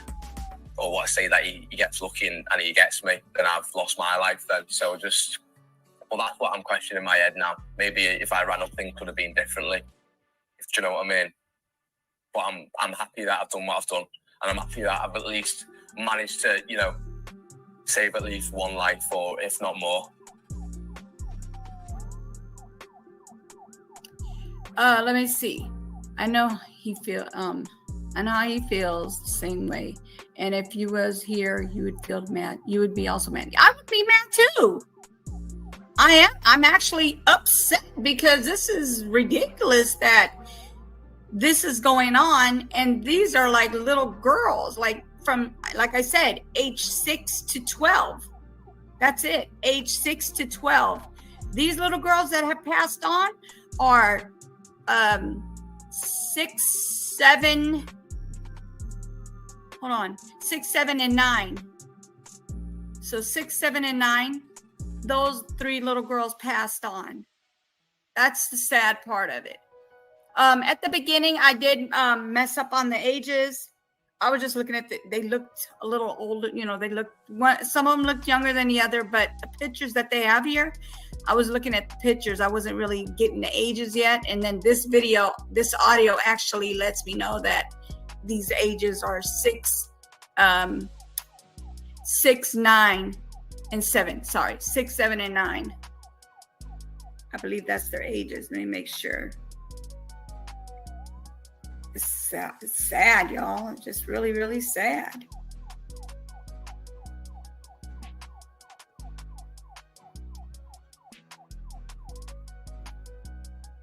Hold on, let me see the ages. Yes. So we have Alice. Okay, I'm going to show you guys who Alice is. Alice is going to be on your right. Okay, I'm going to bring this down and I'm going to show you. Actually, no, let me pull this one up. Alice is on the right. This is Alice, the one with the pink bow. Okay. And then we have the other one is going to be, let me see.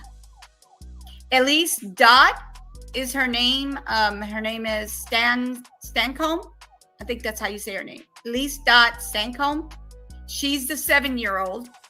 And I'm thinking it would be the one in the middle. She looks like she could be 7. And then there's BB King, the youngest, at 6.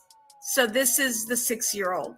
That's why I thought she was the 6-year-old, but she's not. The 6-year-old is all the way on the left. That's the 6-year-old. Then you got the 7. I'm sorry. This is the 9-year-old with the pink bow. The 9-year-old is in the middle. And then we have the 7-year-old that's all the way to the left. Okay, so we're gonna go back to the names again. We got Alice here, Alice Agar, 9 years old. This little girl right there with the pink bow. I'm just correcting this because earlier I said it wrong, so I'm just correcting it. And the one in the middle is gonna be the 7-year-old. Her name is Elise Dot Sancombe. And then we have BB King, which is the 6-year-old right here in the yellow around her neck, her little collar, yellow collar. Okay. So let me make sure that is Alice. Yes, I got that one right. The 7-year-old is Elise. And the last one is yes, I was right. Definitely correct on here. So it shows that this is the 7-year-old over here in the yellow collar. And this is the 9-year-old right here in the pink bow. And then this is the 6-year-old, and her name is Elise. Okay. So Elise is the one in the middle. Alice is on the right. The one on the left is BB. Okay. Yes, guys. So I just wanted to give you guys the right information. I don't want to give you the wrong information. They have passed on. God be with them and their families. And also with the ones that are critically injured, God be with their family as well. This is so much for me here. I thought I was having peace and quiet. Woke up and gotta deal with this crap. Auntie UK, shaking my head. Now I'm scared to go outside. I agree with you. It's sad. Okay, so that's our ages and the names of the little girls. They have passed on. They're all in heaven for what? They have no reason yet. They don't even know why he did it. They just know that he has something mental going on. It's sad. 17-year-old. He lives 5 miles away, drives up. Well, he doesn't drive up. He took a cab to this place and went and did all this. Went and stabbed all these people. This is horrible. This is horrible.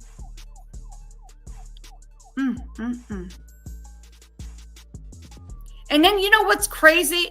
Not only is it crazy what he did, he didn't even want to pay the cab driver when he brought him there. When the cab driver, I don't know if it's a he or a she, whoever was driving them in the cab, he would not pay them.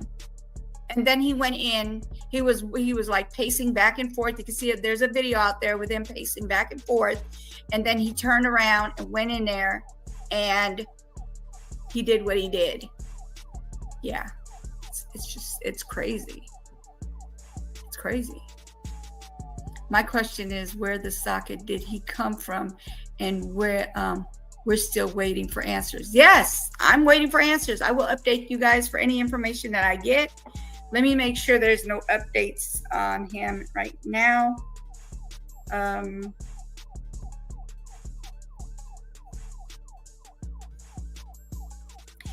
So all they're saying is the police have detained him. He's 17 years old, and the knife has been seized, after a number of multiple people injured in reporting stabbing. So they have the weapon. They have the weapon, y'all. They have the weapon. The 17-year-old suspect is still being interviewed by the cops, who have yet to offer possible motive, but say it's not currently being treated as a terrorist-related situation.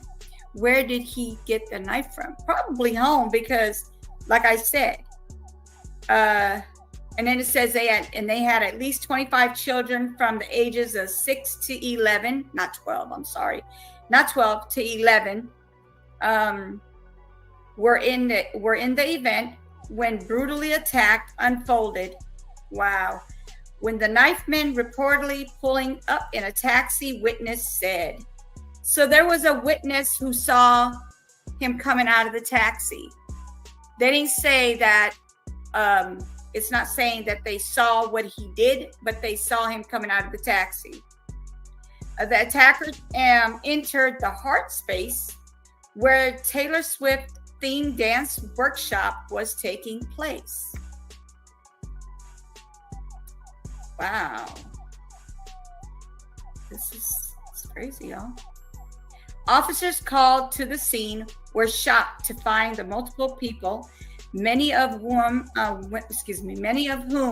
were children, had been subject to a furious attack, vicious attack, and the serious injuries.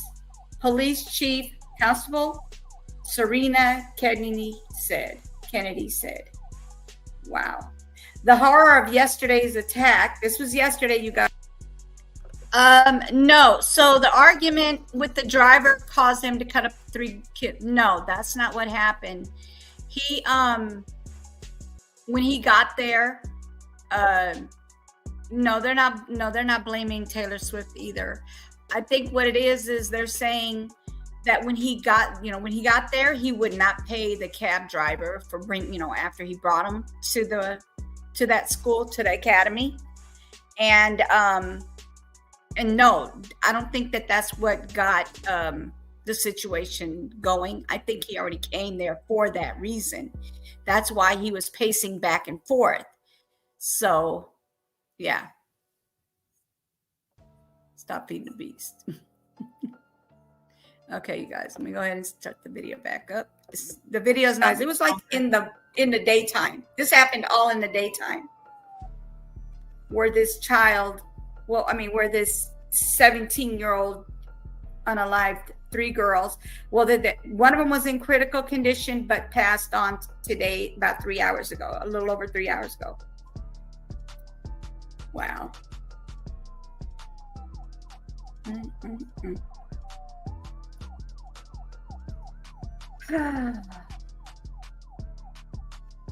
This video is from 2 days ago.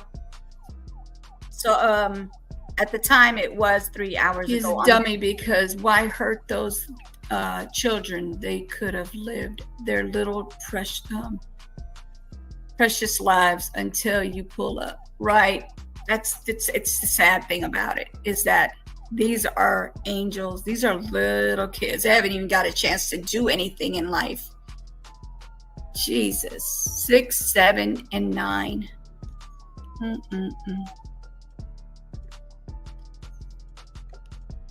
All right, you guys. So maybe playing you. Give you all one. Okay. So basically, that's what was being seen, is that he was pacing back and forth when the cab driver brought him there. He lives 5 miles away, is what they said, approximately, or maybe a little over. I'm not sure, but they said 5 miles. Allegedly, I could say that because I don't know for sure, because I heard them say 5 miles. So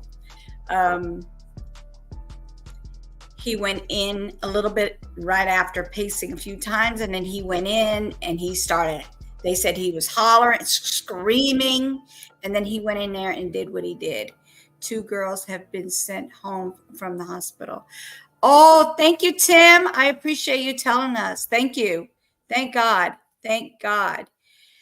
So we still have more that's in the hospital in critical condition, and I pray they make it through, y'all. I don't want to hear anymore that another one passed on. It's enough with just the 3 girls. Oh my God.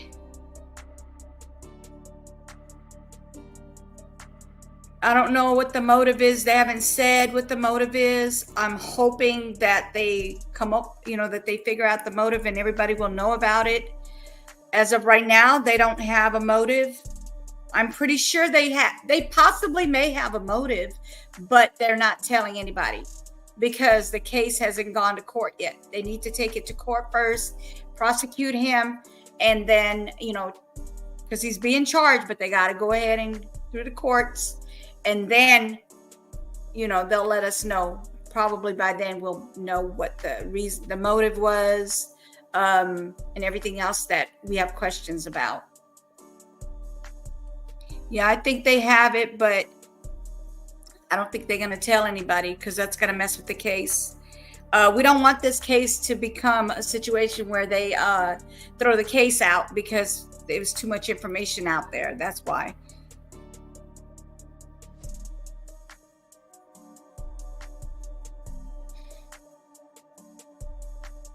What do they call it? A mistrial. They don't want a mistrial. So that's why they're not giving any information, because they don't want a mistrial. That's the word for it. I was trying to get it out, but yeah, a mistrial.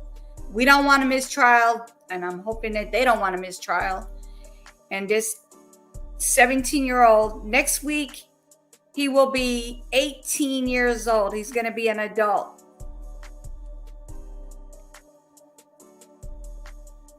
And it makes you wonder, allegedly, right? Allegedly. Let me pull this off of here. That's been on there long enough. Okay. So allegedly, I'm thinking, why would he have done this prior to turning 18 years old? Why couldn't he waited? I mean, I'm not saying I would want him to even do this, but he didn't even wait till he turned 18 because he thought he was going to get away with it. Well, not get away with it, but like less charge. But you're about to be 18 years old, so he's going to probably be getting. I would think he's going to get convicted as an adult, because that's what they do here. You do an adult type of thing, you do unalivings like an adult, then you get treated like an adult and you get charged as an adult. I don't know how it is over there where you guys are, but that's how I feel about that. Yeah, I don't know why he didn't wait till he was 18. I think it was just to get out of getting charged as an adult. Do you agree with me, Daryl? Do you think that that's why he did, he didn't wait till he because like that's only, it was like a little over a week from the time he did this 3 days ago, a little over a week that he could have waited till he turned 18, but he wanted to be charged as a child, as an underage. He may be 18 soon. He's going to be tried as an adult. I hope they do. I hope they do. What he did, and the excuse of him having mental health issues, I'm getting tired of people using that as an excuse to get out of getting them to not be charged fully. I'm sorry. I'm just tired of it. Because if you feel like something's wrong with you, or somebody in your family knows something's wrong with you, they should have you tested. They should have you checked out. They should have you put in the facility that they need to be, or medicated, where they can, take care, get them out of that bunk or whatever it is that they're in, or not get rid of their mental health. Because if mental health, it's not something that easy to get rid of, but at least they could get some counseling and they wouldn't do something like this. I highly doubt that, but can't be ruled out. Not as mad as we thought it. Sorry, I watched another guy Enter the Stars YouTube, and he always talking about 128.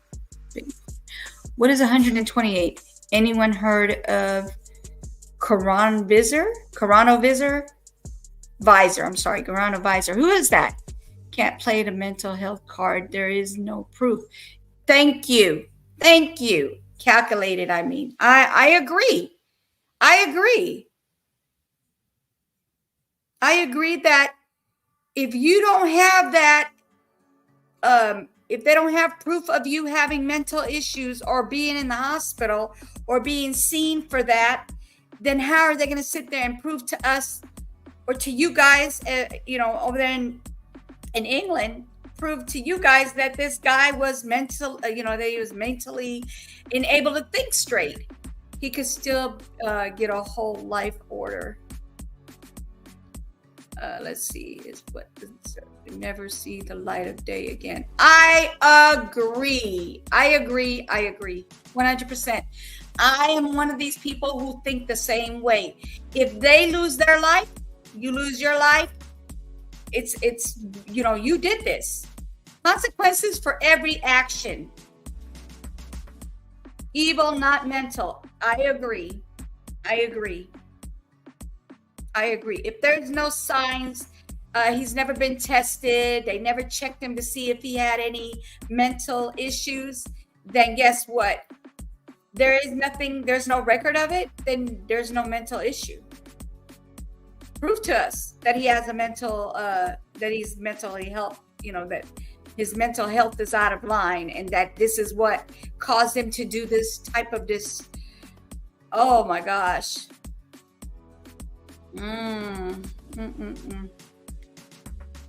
Try to find that guilt. And the parents of those 3 kids unalive. Oh gosh, do you think about? Oh man, wow. Mm-hmm. Bible law. Hello, Sarah. It's annoying. They keep playing on that. He's 17 years old boy, but yet he turns 18 and will be an adult. In the UK, you should be calling him an adult. Now it's sick. Yes, I agree. I agree. Sarah, I agree with you. You did an adult thing, you're going to get charged as an adult.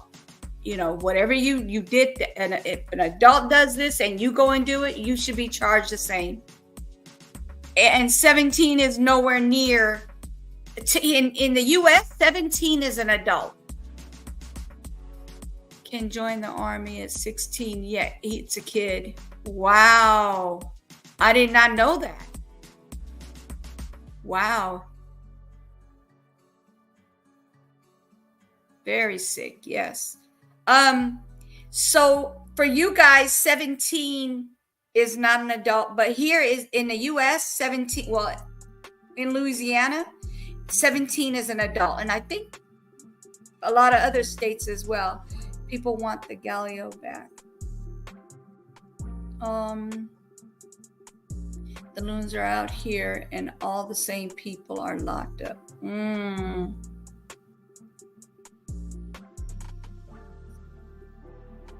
Wow.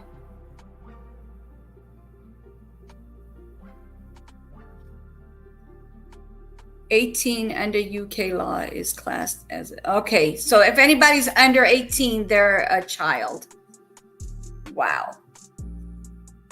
Well, he's going to be 18, and I know that they're going to be like, "Oh yeah, he wasn't 18 when this happened." And I hope that's not what they do. I hope he's still getting charged as an adult, because this is horrendous. What he did is very horrendous. He unalived little ones way under his age. So he should definitely be tried as an adult. Especially because he's so close to his birthday.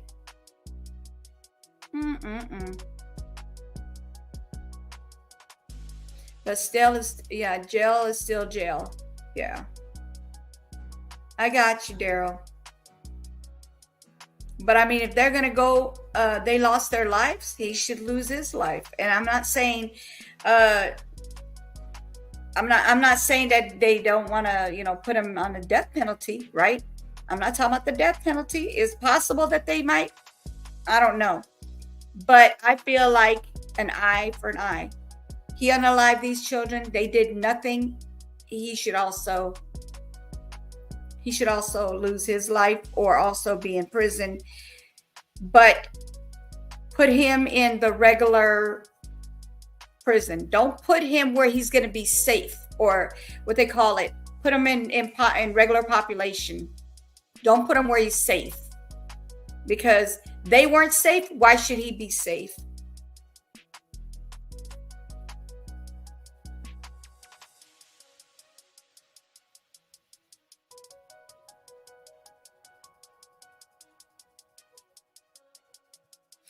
Yeah, that's what they said. They already said he's going to be 18 in a week.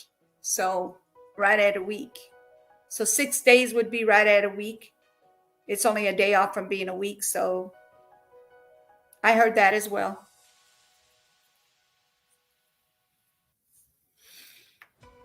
Oh, man.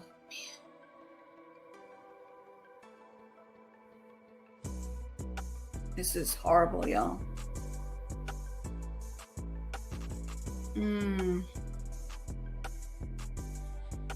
Yeah, I don't think he's going to last long in jail either, Mel. Thank you for coming in. I agree.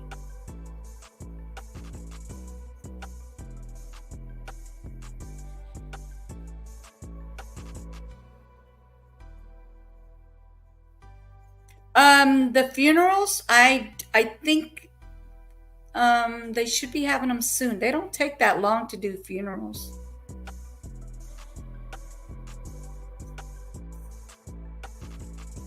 Usually it takes longer when they have to go to the pathologist, which is like forensics, and see what you know, the coroners. They have to test and see what was the why they were on how they died, right? So because they know how they died, there should not be any, you know, they wouldn't have to do that because they already know what happened. They were unalive from the weapon, from the knife.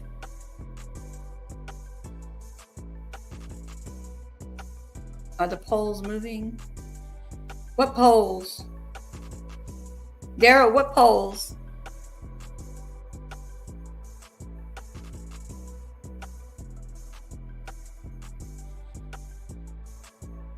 Can you tell me what 128 is?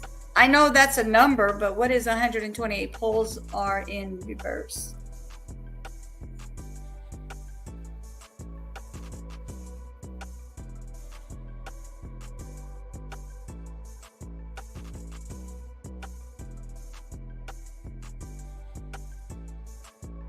The earth core in reverse. Oh, okay.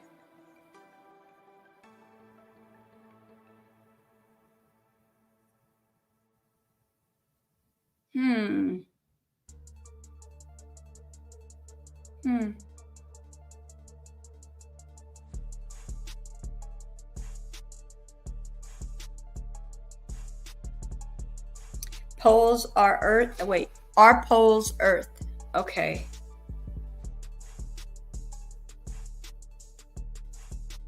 Displacement theory. Nobody says what happens if the poles shift. All so strange.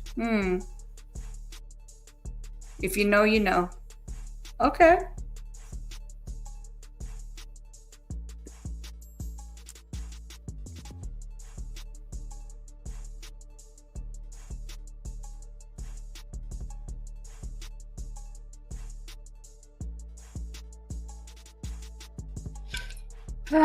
Okay, so you guys, I'm gonna go ahead and get off.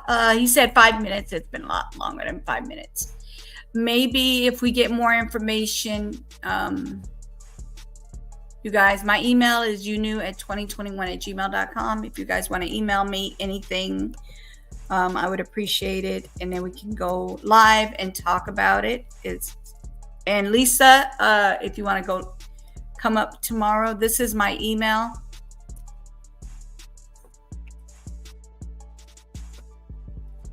And you guys could all email me, whoever wants to email me. And your name stay private. Don't worry, it will never be told. Your name will never be told. I don't do that. That's my email.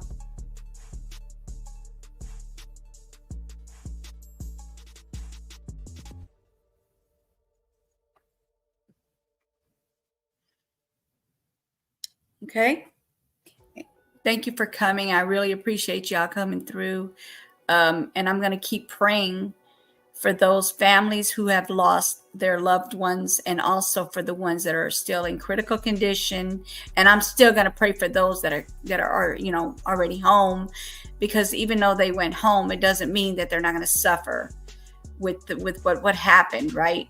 That's going to be they're going to need a lot of therapy. They're going to have to go through a lot to you know, try to get over it. I don't know about getting over it, but definitely get help for it.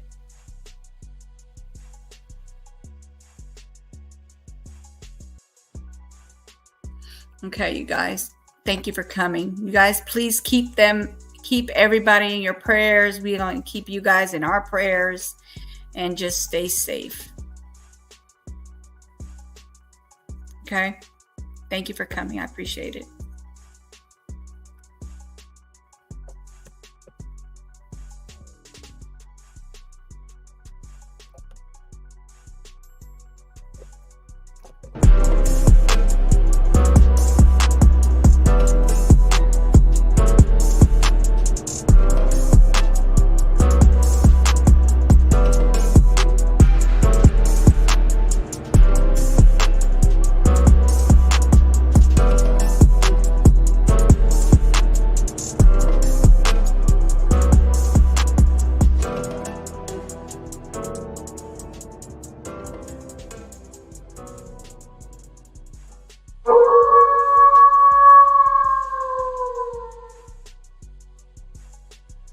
Thank you guys for coming. I appreciate it. Thank you, Lisa, and you're welcome.